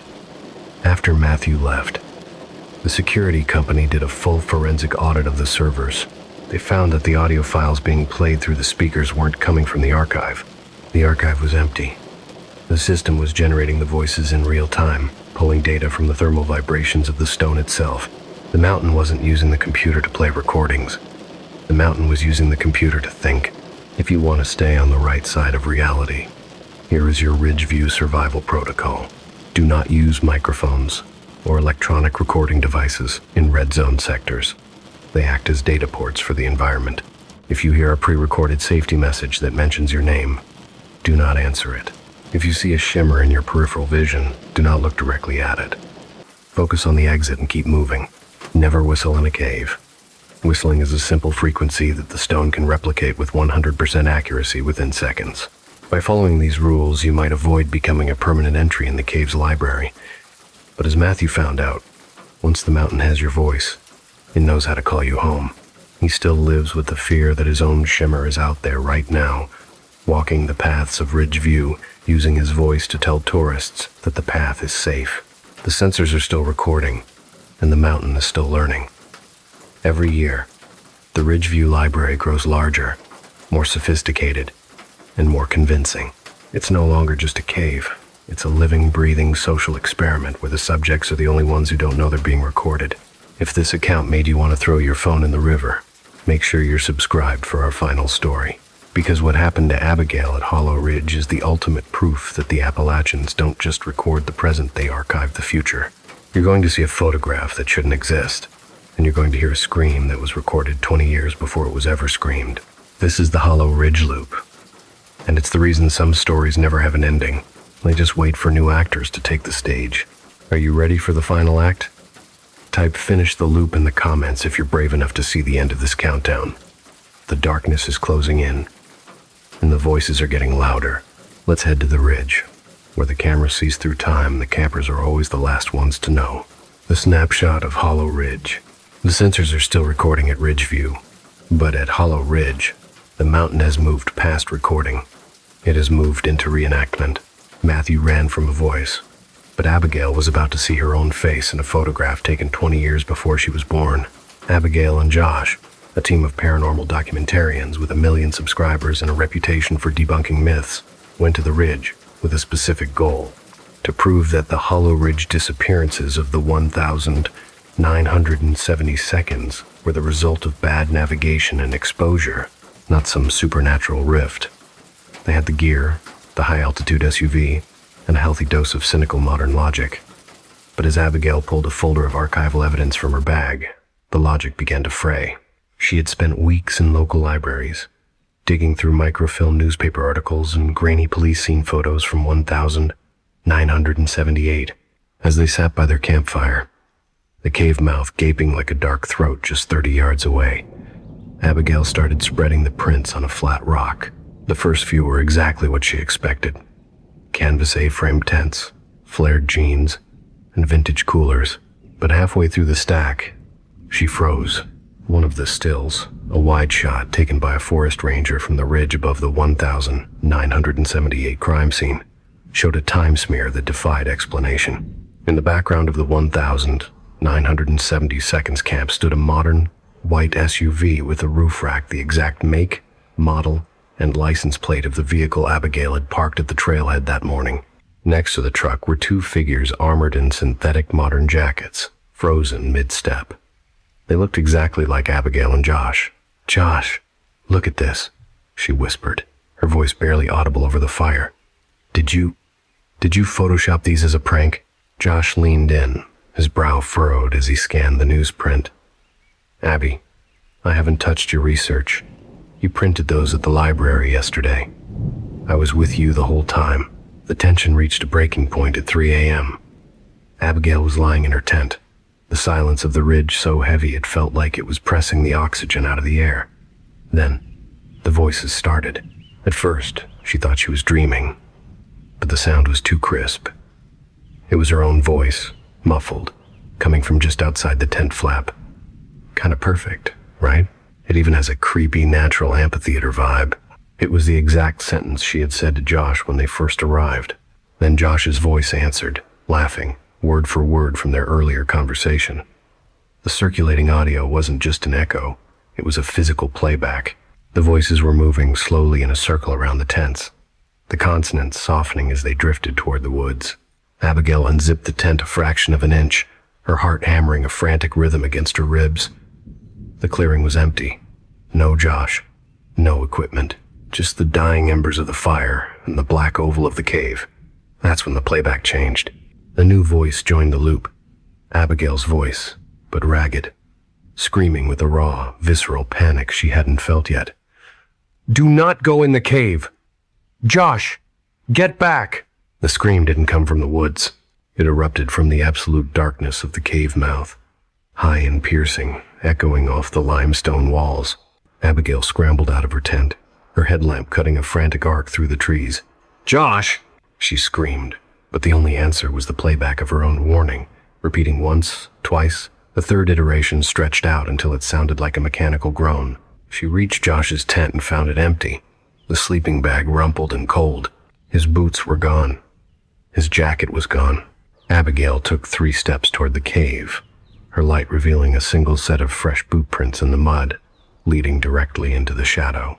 She realized then that the legend wasn't history, it was a script. The newsprints from 1978 weren't showing the past. They were a predestined disappearance being archived before it even happened. The loop was closing. Abigail didn't follow him. Every survival instinct she had ever researched flared in her mind like a flare. She turned and ran. She reached the SUV, her hand shaking so badly she dropped the keys twice before the engine finally roared to life. As the sun began to bleed a gray light over the horizon, Abigail drove down the rutted forest road, her eyes fixed forward. She turned on the car radio, hoping for music, for news, for anything human. But the static carried a familiar frequency. Beneath the white noise, she heard herself. She heard the future Abigail screaming for Josh, the sound perfectly synced with the static of the dashboard. She realized then that she was still part of the archive. The mountain had already recorded her escape, her fear, and her eventual silence. The Rangers found the campsite 2 days later. Everything was in its proper place, the tents, the chairs, the cooler. Only Josh and 1 tent were missing. Abigail never published the Hollow Ridge episode. The footage is locked in a box in her closet. But some nights, she hears the muffled voices coming from the next room. She realizes that Hollow Ridge isn't a place on a map. It's a recurring event that eats people and time. And as she looks at the newsprints one last time, she sees a new photo at the bottom of the stack, a photo of her driving away. Her face, a mask of terror, captured by a camera that hasn't been invented yet. The crushing silence of the void. Florida's underwater cave systems are the deadliest labyrinths on the planet, claiming more lives than almost any other diving location in North America. Imagine you are floating 100 feet beneath the Earth's surface, wedged into a limestone crack so narrow that every breath you take scrapes your tank against the prehistoric rock above. Then, the impossible happens. Your primary light flickers, stutters, and dies. In an instant, the world is erased. There is no up, no down, and no exit, only the crushing weight of 1,000 tons of stone and the terrifying realization that you are breathing from a finite metal bottle. This isn't just a nightmare. It's a statistical reality for those who fall victim to fatal curiosity. Most people believe that following the rules will keep them safe, but the truth is far more unsettling. There are secrets hidden within these flooded limestone corridors that have remained buried for decades. Secrets involving inexplicable disappearances, corporate conspiracies, and entities that defy every law of nature. You might think you're prepared for the descent, but ignoring the warnings of those who came before has already cost dozens of divers their lives. Are you willing to risk everything to see what lurks in the terminal silence of the void? The silence of a cave is unlike anything you can experience on the surface. It is heavy. It is absolute. When you descend into the belly of the Florida aquifer, you aren't just entering water. You are entering a liquid grave that has been waiting millions of years for someone to make a single, tiny mistake. Technical divers call it the overhead environment, but that clinical term doesn't capture the raw, animal panic that sets in when the ceiling closes over your head for the first time. There is no free ascent here. You cannot simply swim to the surface if things go wrong. You are tethered to life by a thin nylon guideline, a literal lifeline that is often the only thing standing between you and an eternal stay in the darkness. Every year, certified experts and reckless amateurs alike are drawn to these turquoise eyes in the forest, lured by the promise of crystal clear water and the thrill of the unknown. Yet, for many, the journey ends in a silt-out, a blinding cloud of limestone dust that turns the water into chocolate milk, rendering even the most powerful torch useless. In that moment, your training is the only thing you have left. But, as many have discovered too late, some things in the deep don't care about your training. Let me put this into perspective for you. Since the 1,960 seconds, hundreds of divers have perished in Florida's caves. These aren't just numbers on a page. They are experienced explorers who thought they knew the limits. Think about that for a second. If you're watching this right now and thinking, I'm a strong swimmer, I could handle it, you are exactly the kind of person these caves take first. This is a world where 72-degree water can suck the life out of you through hypothermia in hours, and where a single wrong kick of your fins can trigger a silt-out, turning the clearest water in the world into an opaque, brown tomb in seconds. It's a place where the pressure turns the very air you breathe into a toxic, intoxicating mix that can lead to nitrogen narcosis. A martini effect where every 10 feet of depth feels like drinking another glass of gin. Imagine being drunk, blind, and suffocating, all while pinned under 1,000,000 tons of rock. If that doesn't make your heart race, I don't know what will. Welcome to Fear Files, the archive where we illuminate the shadows that most would prefer stayed hidden. I have meticulously reconstructed 5 harrowing accounts from first-hand testimonies and incident reports that challenge everything we know about survival in the deep. To protect the families and respect ongoing investigations, certain details have been altered, but the core of these experiences remains untouched. We aren't just talking about equipment failure or poor gas management. We are talking about the 6th diver who shouldn't be there, the time that stretches and bends until minutes become hours, and the voices that echo from cracks too small for any human to enter. These stories are more than cautionary tales. They are reports from the edge of reality. If you are new to this channel, you need to hit that subscribe button and tap the notification bell right now. Seriously, do it before we go any deeper, because once we begin this descent, there is no turning back. You won't want to miss the revelations in our final story. It changes everything we know about what actually lives in these caves. The limestone beneath Florida is a honeycomb of flooded passages, a subterranean web that connects thousands of springs. To the casual swimmer, these springs are beautiful recreational spots. But to the cave diver, they are portals to a world that is actively hostile to human life. The pressure at depth is a physical force, a constant reminder that you are a trespasser in a realm of crushing darkness. Even the air you breathe changes under that pressure, sometimes inducing nitrogen narcosis, a state of euphoria that can make a diver feel invincible just as they are about to run out of oxygen. It is a siren song of the deep, a psychological trap that has lured many into passages they were never meant to explore. But narcosis alone cannot explain the sightings or the physical nudges felt by divers in total isolation. Have you ever wondered why technical divers carry 3 of everything? 3 lights, 2 regulators, multiple tanks. It's because the cave is looking for your weakest link. It's waiting for that one moment of arrogance where you think, I don't need a backup for this short run. That's when the light fails. That's when the silt rises. I want you to share your thoughts in the comments. What's the most claustrophobic place you've ever been? Was it a crawl space, an elevator, or just a dark room? Now, imagine that space is filled with water and miles away from the nearest breath of fresh air. Consider the physical sensation of being deep within a limestone corridor. The water is a constant 72 degrees, yet it feels like ice against your skin after an hour of exertion.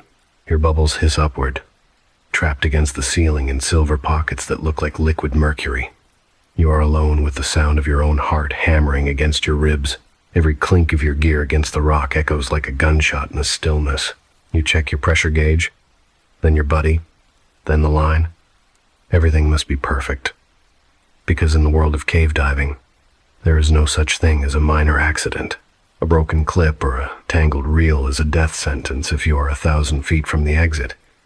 Yet, even the most prepared divers have surfaced with stories that have nothing to do with gear. They speak of a presence that watches from the periphery of their vision, a soft halo of light that vanishes when they turn their heads. Take the case of a world-class explorer who once found a discarded oxygen tank in a passage that had supposedly never been mapped, or the recovery teams who find bodies tucked into crevices so small that they have to be broken to be removed. These aren't just accidents. They are the results of a subterranean environment that plays tricks on the human mind and soul. If you ever find yourself at a Florida spring, look at the signs, the ones with the Grim Reaper holding a scythe. They aren't there for decoration. They are there because the state of Florida got tired of pulling corpses out of the mud. If you want to stay safe, stay in the light. But if you're like Caleb, the hero of our first story, the light just isn't enough. You want to see what's behind the curtain? This brings us to the first of our accounts, an experience that took place in one of the most famous systems in the state, Peacock Springs. Caleb was a man who prided himself on his mastery of fear. He grew up on the Gulf Coast, watching the veterans of the springs with a mix of envy and respect. To him, cave diving was the ultimate test of manhood, a way to prove that he could control his mind even when the earth tried to swallow him whole. He had the gear, he had the certifications, and he had the confidence. What he didn't have was an understanding that some caves don't just take lives, they hold on to them. As Caleb stood at the edge of the crystal-clear pool, he looked down at the dark vent where the water erupted from the earth. He told himself it was just a hole in the ground, a geological feature to be mapped and conquered. But the water had a way of looking back at him, deep and ancient, and as he adjusted his mask for the final time, he didn't realize that the cave had already begun its own silent count. Don't skip a second of what happens next, because Caleb's encounter with the sixth diver will make you rethink every shadow you've ever seen in the water. Keep watching, because we're about to go where the sun never shines. The sixth diver of Peacock Springs. Caleb lived by a simple, perhaps arrogant motto: fear is a choice, and he chose to be its master. Having spent his youth working the sun-drenched docks of a Florida marina, he was no stranger to the deep. He had spent years watching the local legends, men with salt-crusted hair and skin, like weathered leather drag heavy steel tanks and complex rebreathers into the crystal-clear springs of the interior. They moved with a practiced, stoic swagger that Caleb craved. To him, the do not dive signs at the entrance of places like Peacock Springs weren't warnings. They were invitations to prove his worth. He had saved every penny from scrubbing barnacles off hulls and untangling greasy fishing lines to pay for his technical certifications. By the time he reached the mouth of the spring that morning, he felt invincible. He was trained, he was equipped, and in his own mind, he was ready for whatever lay beneath the limestone. But as he stood at the water's edge, looking down at the turquoise eye staring back at him from the forest floor, a cold knot began to tighten in his chest. It was a sensation he had spent his life denying, yet here it was, unbidden, sharp, and deeply unsettling. If you've ever felt that gut instinct telling you to turn back, you'll understand what Caleb was fighting. Have you ever stood on the edge of something and felt the void pulling at you?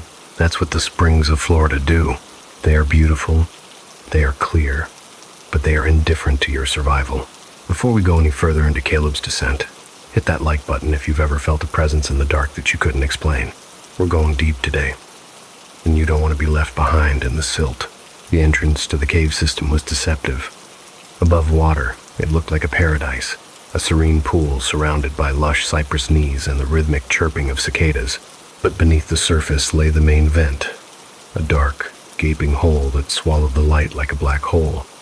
Nearby, the Park Service had erected a cluster of memorial plaques. Caleb found himself drawn to them, his boots crunching on the dry leaves. Brass and stone recorded the names and dates of those who had entered and never surfaced. The messages were blunt, designed to scare the living. If you are not cave trained, do not go beyond this point. There is nothing in this cave worth dying for. He traced the engraved letters with his gloved hand, his pulse quickening. He told himself, these people were amateurs, victims of their own negligence or poor gas planning. He wasn't like them. He had a plan. He had his team. He had his pride. But pride is a heavy thing to carry through a narrow tunnel. Imagine the weight of those plaques. Each one represents a family that never got a goodbye. If you find these stories as gripping as I do, make sure to subscribe to Fear Files. We bring you the darkest corners of reality every single day, and you won't find these accounts anywhere else. Don't be the person who misses the next revelation because they forgot to hit the bell. Ready to see the main line? Mark's voice broke the heavy silence of the woods. Mark was the team leader, a broad-shouldered veteran of 1,000 dives who treated the cave like his backyard. Caleb nodded, forcing a confident grin that didn't quite reach his eyes. His palms were slick inside his neoprene gloves. They checked their gas, tested their regulators, the hiss of air sounding like a warning, and one by one, they descended. The transition from the open air to the overhead environment was immediate and jarring. As soon as the limestone ceiling closed over Caleb's head, the world shifted. There was no more sun, no more wind, and most importantly, no more straight path to the surface. He was now a prisoner of the rock, tethered to the world of the living by a single, thin white nylon cord, the guideline. The main passage of Peacock Springs was a cathedral of submerged stone. Their powerful dive lights sliced through the gin-clear water, revealing walls that looked like frozen waves, pocked with tiny alcoves and glinting with mineral flecks. Caleb focused on his breathing, trying to keep it slow and rhythmic. Check gas. Check, buddy. Stay on the line. The mantra steadied him. He watched the white line trailing off into the darkness ahead, disappearing into a void that seemed to pull at him. It was then that the first anomaly occurred. To maintain order, Caleb habitually counted the lights of his teammates. Mark was in the lead, then two others, and Caleb brought up the rear. 1, 2, 3. Perfect. But as he turned his head to check his periphery, he saw a fourth halo of light, soft and pale, gliding just behind the last diver. He blinked, thinking it was a reflection on his mask, but the light stayed. It hovered in the corner of his vision, a ghostly orb that didn't match the crisp LED beam of any modern torch. When he snapped his head around to look directly at it, the glow vanished into the blackness of a side crevice. Caleb's heart hammered against his ribs so hard he could hear it in his ears. He signaled to the diver in front of him, asking for a count. The diver flashed a 3 with his fingers in a casual OK sign. Caleb signaled back, but he knew what he had seen. The cave felt smaller now, the walls inching closer. The weight of the earth above him felt less like a geological fact and more like a physical hand pressing down on his shoulders. He tried to convince himself it was narcosis, the rapture of the deep, that makes divers see things that aren't there, but they weren't deep enough for that. He was stone cold, sober, and absolutely terrified. Have you ever seen something out of the corner of your eye while you were alone? Now imagine you're 500 feet inside a mountain of water. Tell me in the comments, would you have turned back right then? Or would you have pushed on to prove your courage? As they pushed deeper toward a section known as the pothole, the cave decided to test them. It started with a subtle shift in the current, a tug at their fins, and then, without warning, the visibility vanished. One of the divers ahead had clipped a ledge with a tank, or perhaps the cave had simply breathed. A massive cloud of fine, white silt billowed up from the floor like a desert sandstorm. In seconds, Caleb's world turned from clear turquoise to thick, opaque chocolate milk. He couldn't see his own hand in front of his mask. This was the dreaded silt out, the nightmare scenario every cave diver prepares for but hopes to never face. Panic, cold and sharp, flared in his gut. He reached out for the guideline, his fingers fumbling in the murk. He found it, but it felt wrong, slack and vibrating with a strange, high-pitched rhythm. Suddenly, he felt a firm, unmistakable nudge on his right shoulder. It was a push, steady and guiding, as if someone was trying to shove him back toward the center of the tunnel. Mark, he thought, desperate for the comfort of a teammate. He reached out into the silt to find a hand, an arm, anything, but his fingers met only empty, freezing water. He swung his light, but the beam hit the silt and reflected back into his own eyes, blinding him further. The nudge came again, firmer this time, and he felt a hand solid, heavy, and cold grip the back of his tank and steer him upward and to the left. He followed the pressure, kicking his fins lightly to avoid stirring more silt, until he felt the texture of the guideline smooth out under his fingers. The invisible force remained behind him, a heavy presence that felt like both a guardian and a threat. Caleb could swear he heard a second rhythm of bubbles in the silence, a hollow, metallic hiss that didn't match his own regulator. When the silt finally thinned and the water cleared into the wider gallery near the exit, the weight on Caleb's back vanished in an instant. He spun around, his light sweeping the tunnel in a frantic arc. Mark and the others were 10 feet ahead, already making their way toward the cavern zone where the sunlight began to penetrate. There was no one behind Caleb, no extra light, no other bubbles, just the silent, indifferent rock and the white line leading home. Caleb broke the surface and ripped his regulator out, sucking in the humid Florida air as if he had been drowning for an hour. His hands were shaking so violently he had to be helped out of the water by the support crew. Back at the dive shop, Caleb sat on a wooden bench, his gear still dripping, staring at nothing. An older man, a local who had been around since the dawn of Florida cave diving in the 60 seconds, leaned against the counter and watched him. He noticed the peacock fill tag on Caleb's tank and the way the young man's eyes wouldn't settle on any one thing. "First time in the main system?" the man asked, his voice like gravel. Caleb nodded, his voice still stuck in his throat. The old-timer gave a dry, knowing chuckle. "Let me guess, you counted an extra light. Or maybe you felt someone helping you when you got into the silt?" Caleb's head snapped up, his skin crawling. "How did you know?" The man's expression turned somber, his distant gaze moving to the window. In the mid-70 seconds, a diver went in there alone. High-pressure valve failed him right when he was turning the dive. He didn't make it out. Got tangled in the line just a few hundred feet from the exit. Some folks say he's still down there, finishing that run because he can't stand the thought of being an incomplete dive. He doesn't like to see people get lost where he did. He's a bit of a guardian, but he's still a ghost. We call him the sixth diver. Caleb didn't laugh. He couldn't. He realized that his mastery of fear was a joke compared to the things that truly lived in the dark. That night, as he lay in the safety of his bed, the silence of his room felt just like the silence of the cave. Heavy, expectant, and cold. He closed his eyes, but the sensation of that phantom hand on his tank wouldn't go away. He had gone into the cave to prove he was a master of his environment, but he left knowing that some things in the deep are far older and more patient than human courage. He had survived, but as he watched the shadows shift on his ceiling, he realized the cave hadn't let him go. It had simply given him a head start. This is the reality of the Florida Springs. They aren't just water and rock. They are repositories of memory. And as Elias would soon discover in the twisted, reality-bending shafts of Widow's Maw, not every presence in the deep is looking to lead you back to the light. Some caves don't want to save you. Some caves want to become you. If you think Caleb's story was disturbing, wait until you hear what Elias found on his camera feed. You won't believe the audio recording that surfaced after his dive. Stay with us, because the shadows are only getting longer from here. Widow's Maw, the time-slip chimney. While Caleb found a guardian in the shadows of Peacock Springs, the reality beneath Florida's surface is often far less benevolent. Some caves don't want to save you. They want to keep you in a state of perpetual, fractured confusion.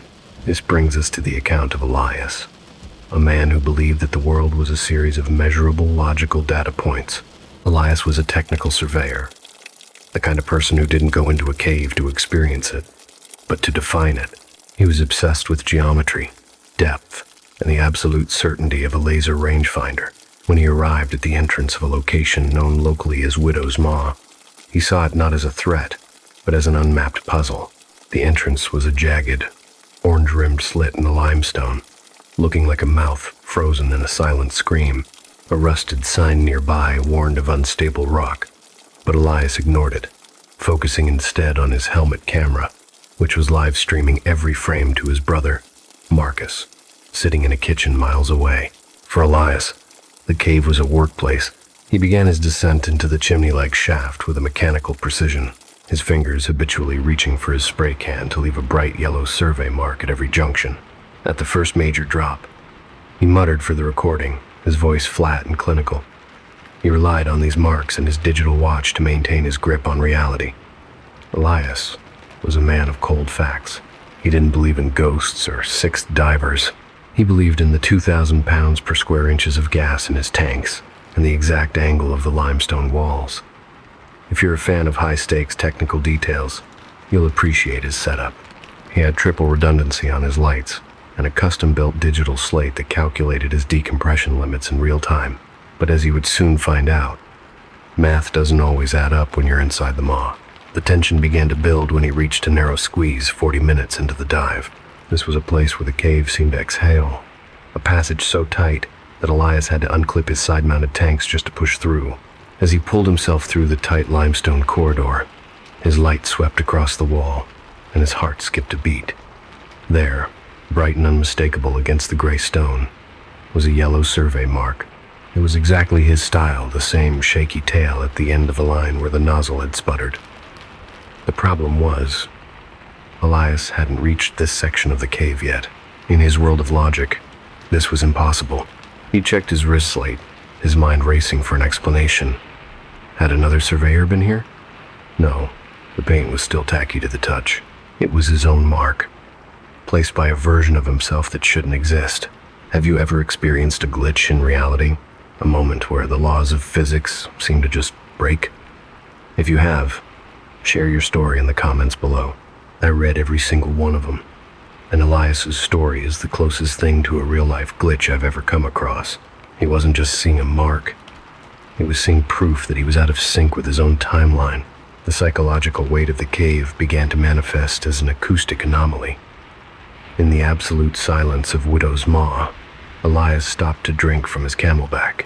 The only sound should have been the slow, rhythmic hiss of his regulator, and the distant, hollow tink-tink of water droplets hitting the pool below. As he adjusted his pack, he thought to himself, "This chamber looks smaller than expected." He didn't say it. He didn't even move his lips.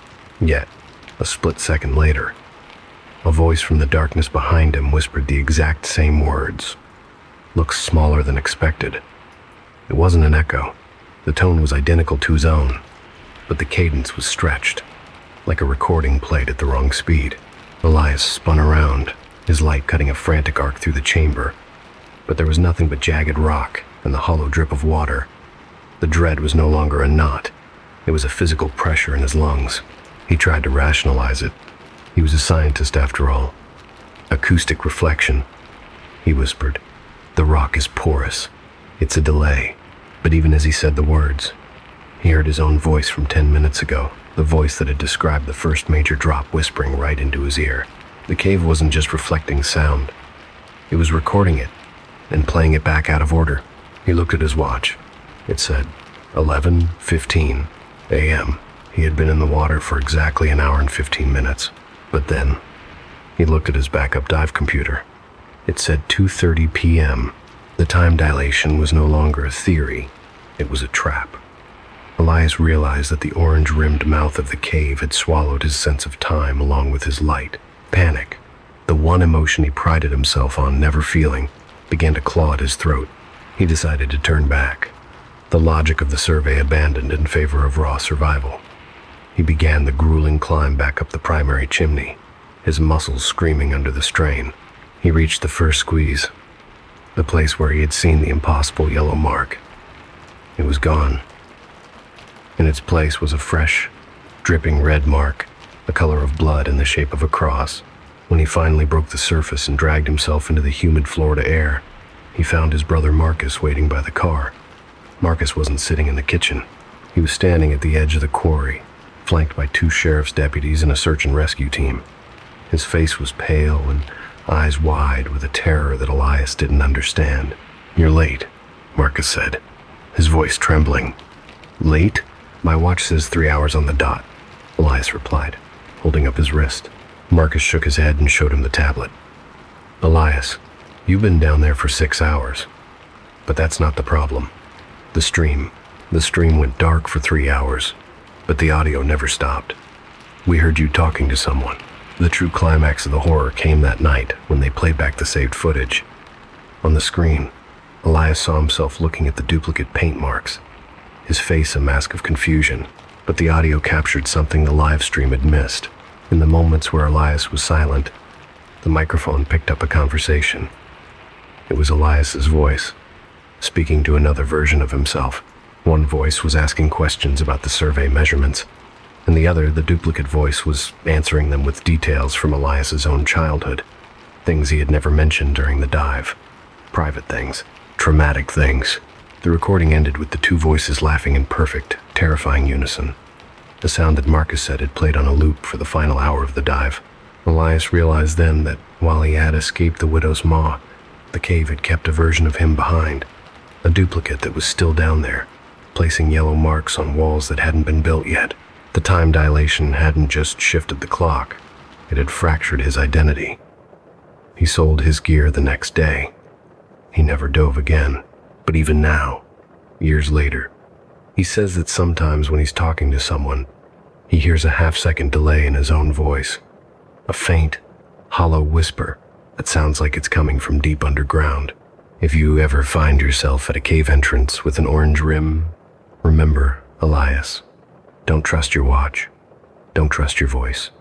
And most importantly, don't trust your own marks. Because in Widow's Maw, you aren't just mapping the cave is mapping you.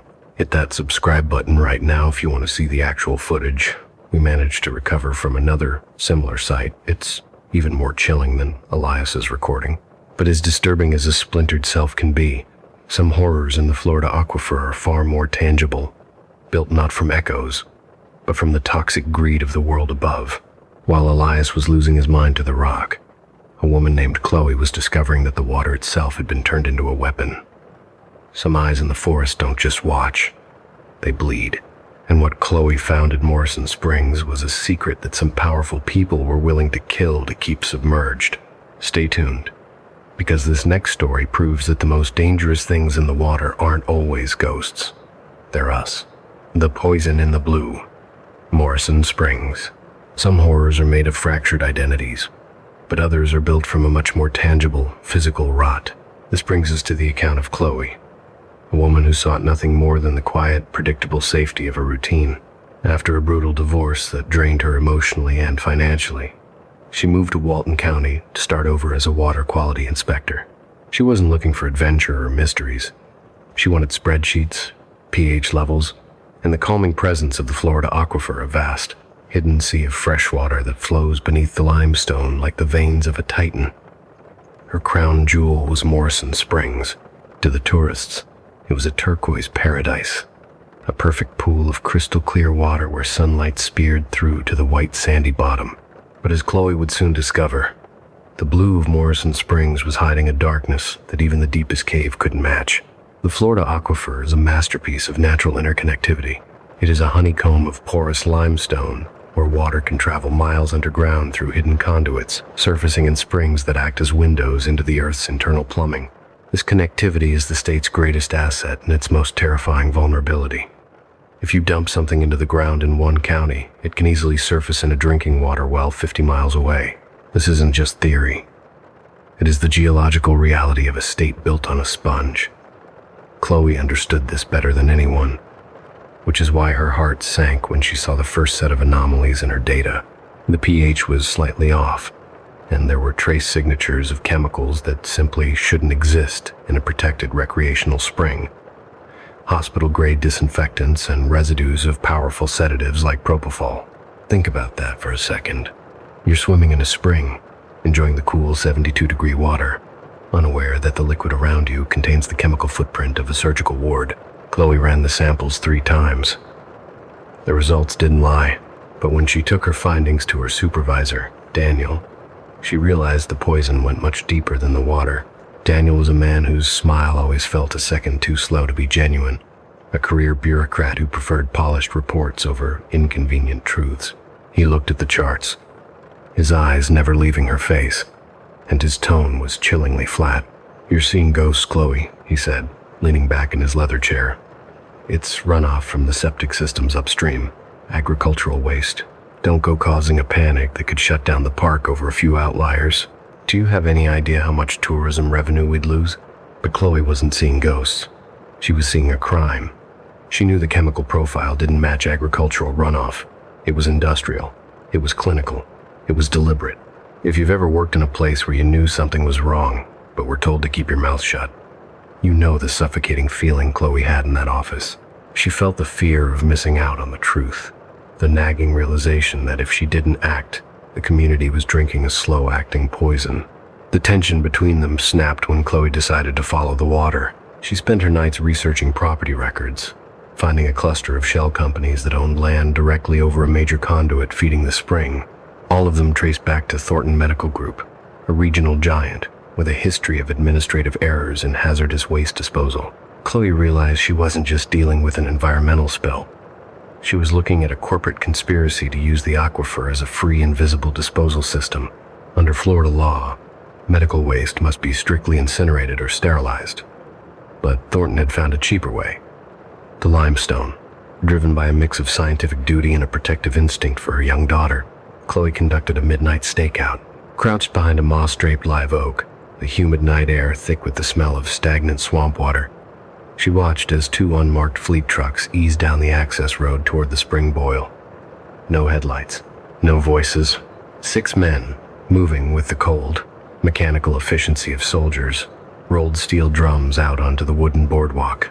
Chloe felt a wave of nausea as she watched them tilt the first drum. The glugging sound of liquid hitting the pristine water echoed like a death rattle in the cavernous dark. They weren't just dumping waste, they were poisoning the very heart of the community. Every drum tipped was another decade of damage to a fragile ecosystem that takes thousands of years to filter itself. The climax of the tension came the following morning.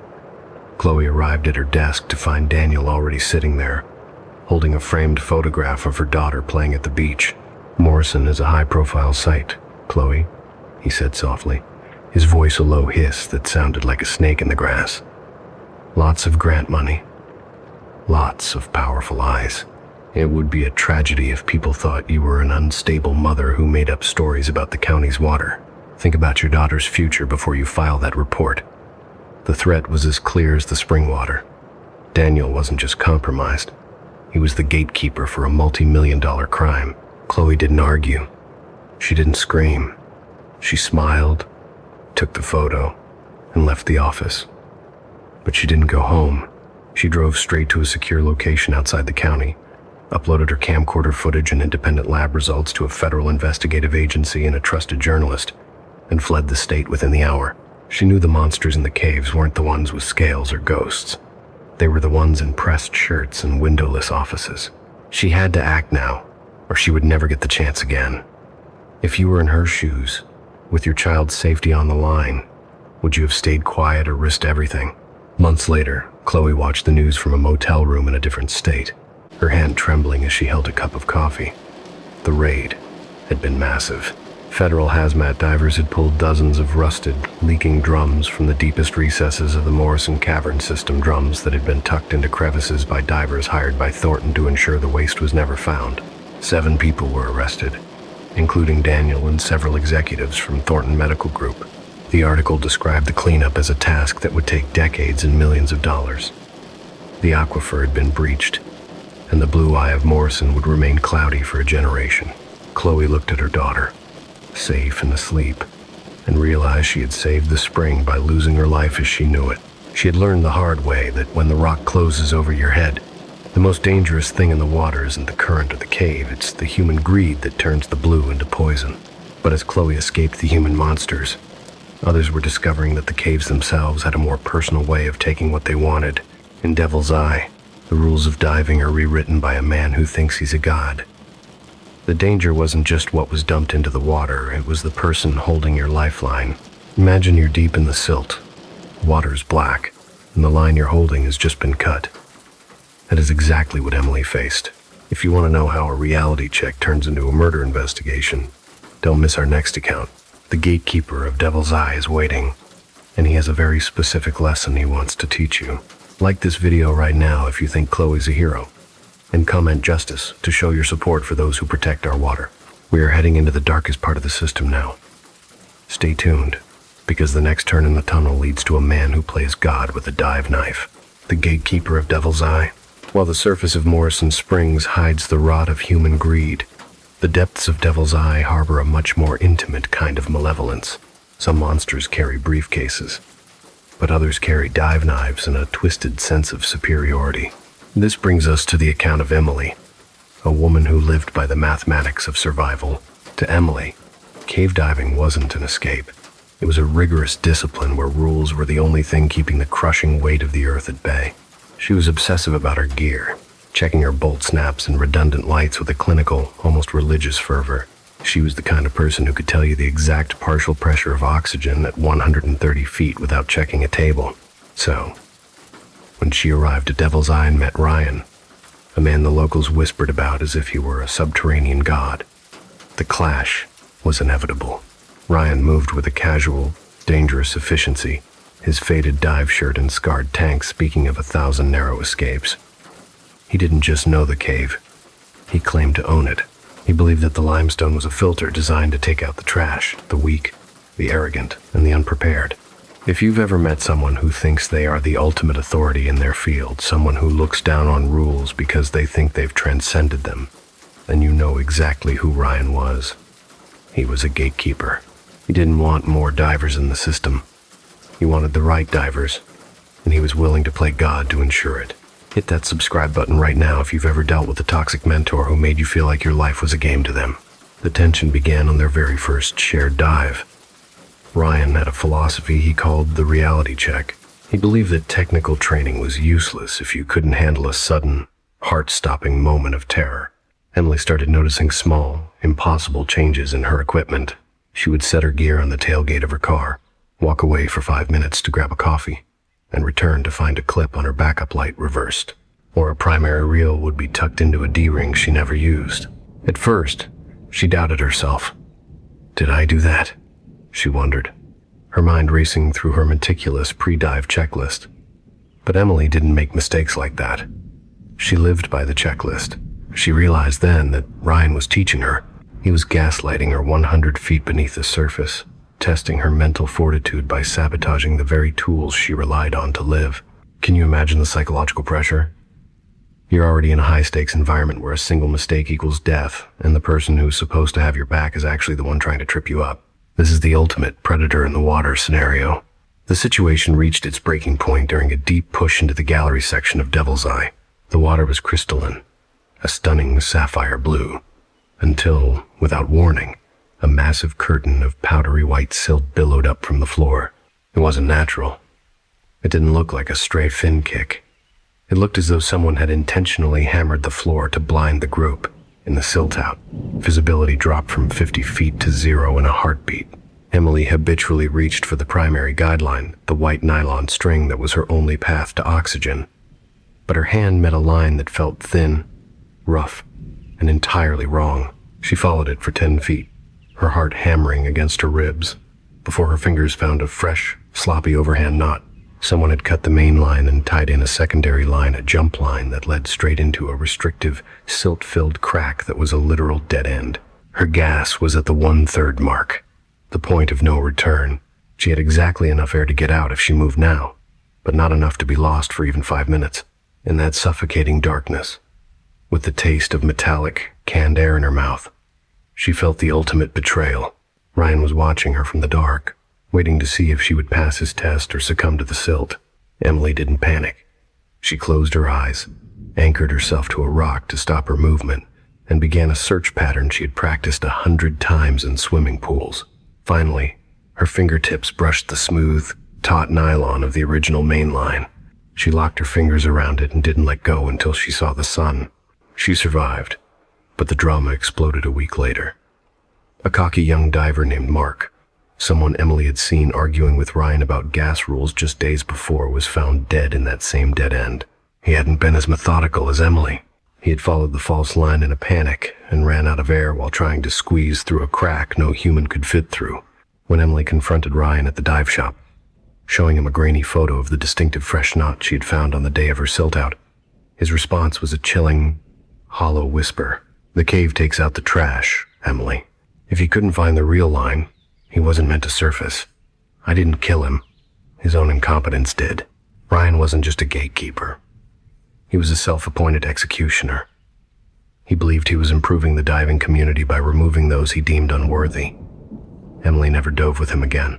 She reported the incident, but without a video of him actually cutting the line. It was her word against a legend's. She started going only with teams she trusted, knowing that the man on the other end of the reel is often more dangerous than the cave itself. This story is a reality check for all of us. Who are you swimming with? Do you truly trust the person holding your lifeline? In the world of Florida's caves, the rock is indifferent, but the people can be cruel. If you want to stay alive, you have to follow the rules, and you have to watch the person who claims they don't have to. Tell me in the comments, what would you do if you found out your mentor was sabotaging your gear? Would you go to the police, or would you handle it yourself? We need to hear your thoughts on this, because this kind of gatekeeping is a hidden danger that many are too afraid to talk about. But as Emily learned that the greatest threat was human, a group of researchers at Blackton Ridge were about to find out that sometimes the cave itself has a voice. It doesn't need to cut lines to get you. It just needs to whisper. Our final account is the stuff of actual nightmares. It's the story of the cave that listens, and what happens when the rock starts talking back in a voice that sounds exactly like your own. If you've ever felt like you were being followed in a silent place, you are going to want to hear this. Stay with us for the final descent into Blackton Ridge. The echoes are already waiting for you. Soundbite. The rock doesn't care about your fear, but it definitely hears it. This is the lesson of Devil's Eye. The ego is a heavier weight than the water. Always check your gear. Always check your line. And never, ever trust a god who plays with knives in the dark. Now, let's look at what happened when the limestone itself decided to stop being a silent observer and started being a participant. The story of Blackton Ridge is next, and it will change the way you think about silence forever. Don't go anywhere. The cave that listens. Blackton Ridge. While Emily learned that human ego can be more jagged than limestone, our final descent takes us to a place where the rock itself seems to have developed a consciousness. This is the account of a 26-year-old geology graduate student named Sarah, who accepted an invitation to join a mapping expedition at Blackton Ridge Cave. Sarah was a scientist who trusted stone above all else. To her, layers of sediment were an honest history book, and minerals didn't lie. But the first time she stood before the rusted iron gate of Blackton Ridge, the air felt fundamentally wrong. The entrance yawned out of the hillside like a jagged wound, rimmed with moss and ancient silence. Below the official Park Service sign, someone had carved 3 words into the wood with a knife. Do not follow. The expedition was led by Mason, a compact man in his 50s with a permanent squint and a weathered helmet that had seen decades of underground exploration. There were 5 of them in total. Mason, 2 local cavers who knew the ridge like the back of their hands, a quiet photographer whose camera was his only shield, and Sarah. As they moved through the initial passages, the cathedral-like rooms filled with flowstone curtains and stalactites felt textbook. It was heavy, yes, and claustrophobic, but predictable. That changed when they reached the commitment squeeze, a jagged crack where the ceiling dropped so low that Sarah had to slide forward on her stomach, her helmet scraping the stone and her breath rattling in her ears. In that tight space, the mountain didn't feel like stone. It felt like a predator closing its jaws. An hour after the squeeze, Sarah fell a few steps behind the group to jot down mineral measurements. The silence of the cave was broken only by the rhythmic drip-drop of water from unseen ledges. That was when she heard her name. It wasn't a shout. It was a breath at the base of her skull, spoken in the exact worried tone her mother used. Sarah spun around, her light cutting through the thick dust, but the photographer was 15 feet ahead of her, and the passage behind was empty. Sound travels weird in here, Mason called back without looking, his voice bouncing off the walls. Acoustic shadows. You'll hear your own thoughts if you aren't careful. Keep moving, Sarah. But the cave wasn't just reflecting thoughts. When they reached a massive, vaulted chamber known as the cathedral, Sarah drifted toward the edge, drawn by a dark side tunnel marked with a single, old reflective strip. Come here, a voice whispered from the left. It was her name again. But this time it was stretched out in a slow, metallic rasp that seemed to mull over the syllables. as if learning how to speak for the first time. She froze, her beam revealing nothing but indifferent rock. Mason warned her that the side tunnel was off limits due to an unstable ceiling, but Sarah felt a chilling certainty. If she turned off her lamp for even a heartbeat, something would be standing within arm's reach, wearing her face.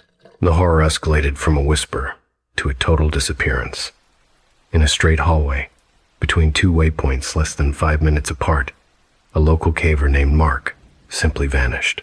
There had been no sound of a fall, no rock slide, and no cry for help. One moment his light was bobbing behind Mason. The next, there was only darkness. "Everyone stay put," Mason barked, his professional calm finally shattering. They huddled together, calling out Mark's name until their throats were raw, their voices shredded into shards that echoed from every direction, creating a cacophony of Mark, Mark, Mark. But there was no answer, only a deliberate, measured knock from somewhere far in the dark, the sound of rock being struck against rock with mechanical precision. "He was right behind me," the other local caver whispered, her hands shaking so violently she dropped her backup light. Mason moved back alone to search, his torch cutting desperate arcs through the cathedral. But he found no sign, no loose rock, and no gear. Mark was just gone. Deciding to abandon the survey, the remaining 4 scrambled back toward the entrance, gripped by a primal panic. The return crawl through the commitment squeeze was a nightmare of tight stone and cold air. As Sarah inched forward on her elbows, she felt a puff of warm air brush the back of her neck, as if someone had exhaled just inches away. Then, in that narrow, suffocating crack where she couldn't even turn her head, she heard it again, her name, spoken in her own voice. The exact tone, pitch, and cadence. It was coming from a patch of darkness behind her feet where no human body could possibly fit. Sarah burst out of the cave mouth into the slap of daylight, heaving and trembling as the sounds of the forest crashed around her. Search teams returned to Blackton Ridge 3 times with sonar, specialized cameras, and sensors. They found nothing. No body, no gear, not even a single footprint in the cathedral. When they finally mapped the forbidden side tunnel, they discovered it looped back on itself in a tight spiral, ending in a pinch too narrow for a human shoulder. There was nowhere for a grown man to go. He hadn't fallen. He had been subtracted from reality. Days later, unable to sleep, Sarah played back the audio from her helmet camera. The recording was clear until she reached the timestamp of the side tunnel. There, threaded through the background noise of their boots on gravel, was her name in that low rasp, followed by the word, "Here." At the moment she entered the squeeze on the way out, the file spiked with a deafening burst of static. Underneath that static, a voice repeated her name in her own tone over and over, overlapping until it became a chorus of her own identity being peeled away by the rock. If you've ever felt a chill in a place where the sun doesn't reach, you know that Florida's caves are more than just flooded limestone. They are living entities that record and play back our deepest fears. Whether it is the guardian ghost of Peacock Springs, the reality-bending maw, the toxic greed of Morrison, or the identity-mimicking shadows of Blackton Ridge, the underground is a place where human logic fails. We think we are mapping the darkness, but the darkness is mapping us. It is listening to your heartbeat, recording your voice, and waiting for the moment you decide to go solo. Thank you for joining us on this descent into Dread Shadow. If these accounts made your blood run cold, make sure to like this video and subscribe for your daily dose of true horror. If you have your own cave horror story, share it in the comments below. We read every single one, and your story might be the next one we illuminate. But before you go, I have one practical tip for those of you brave enough to explore the wild. Never trust your ears in the deep. Sound bounces, reflects, and lies. If you want to stay safe, follow the line, watch your gas, and for heaven's sake, stay with your buddy. Because once the cave starts talking back, the exit is a lot farther away than it looks. And remember, the next time you feel a phantom pressure on your shoulder or hear your name whispered in a silent room, don't look back. Just keep moving toward the light. Some things in the deep are still waiting for their turn to surface, and they are very good at pretending to be you. Good night, and stay safe in the shadows. We'll see you in the next file.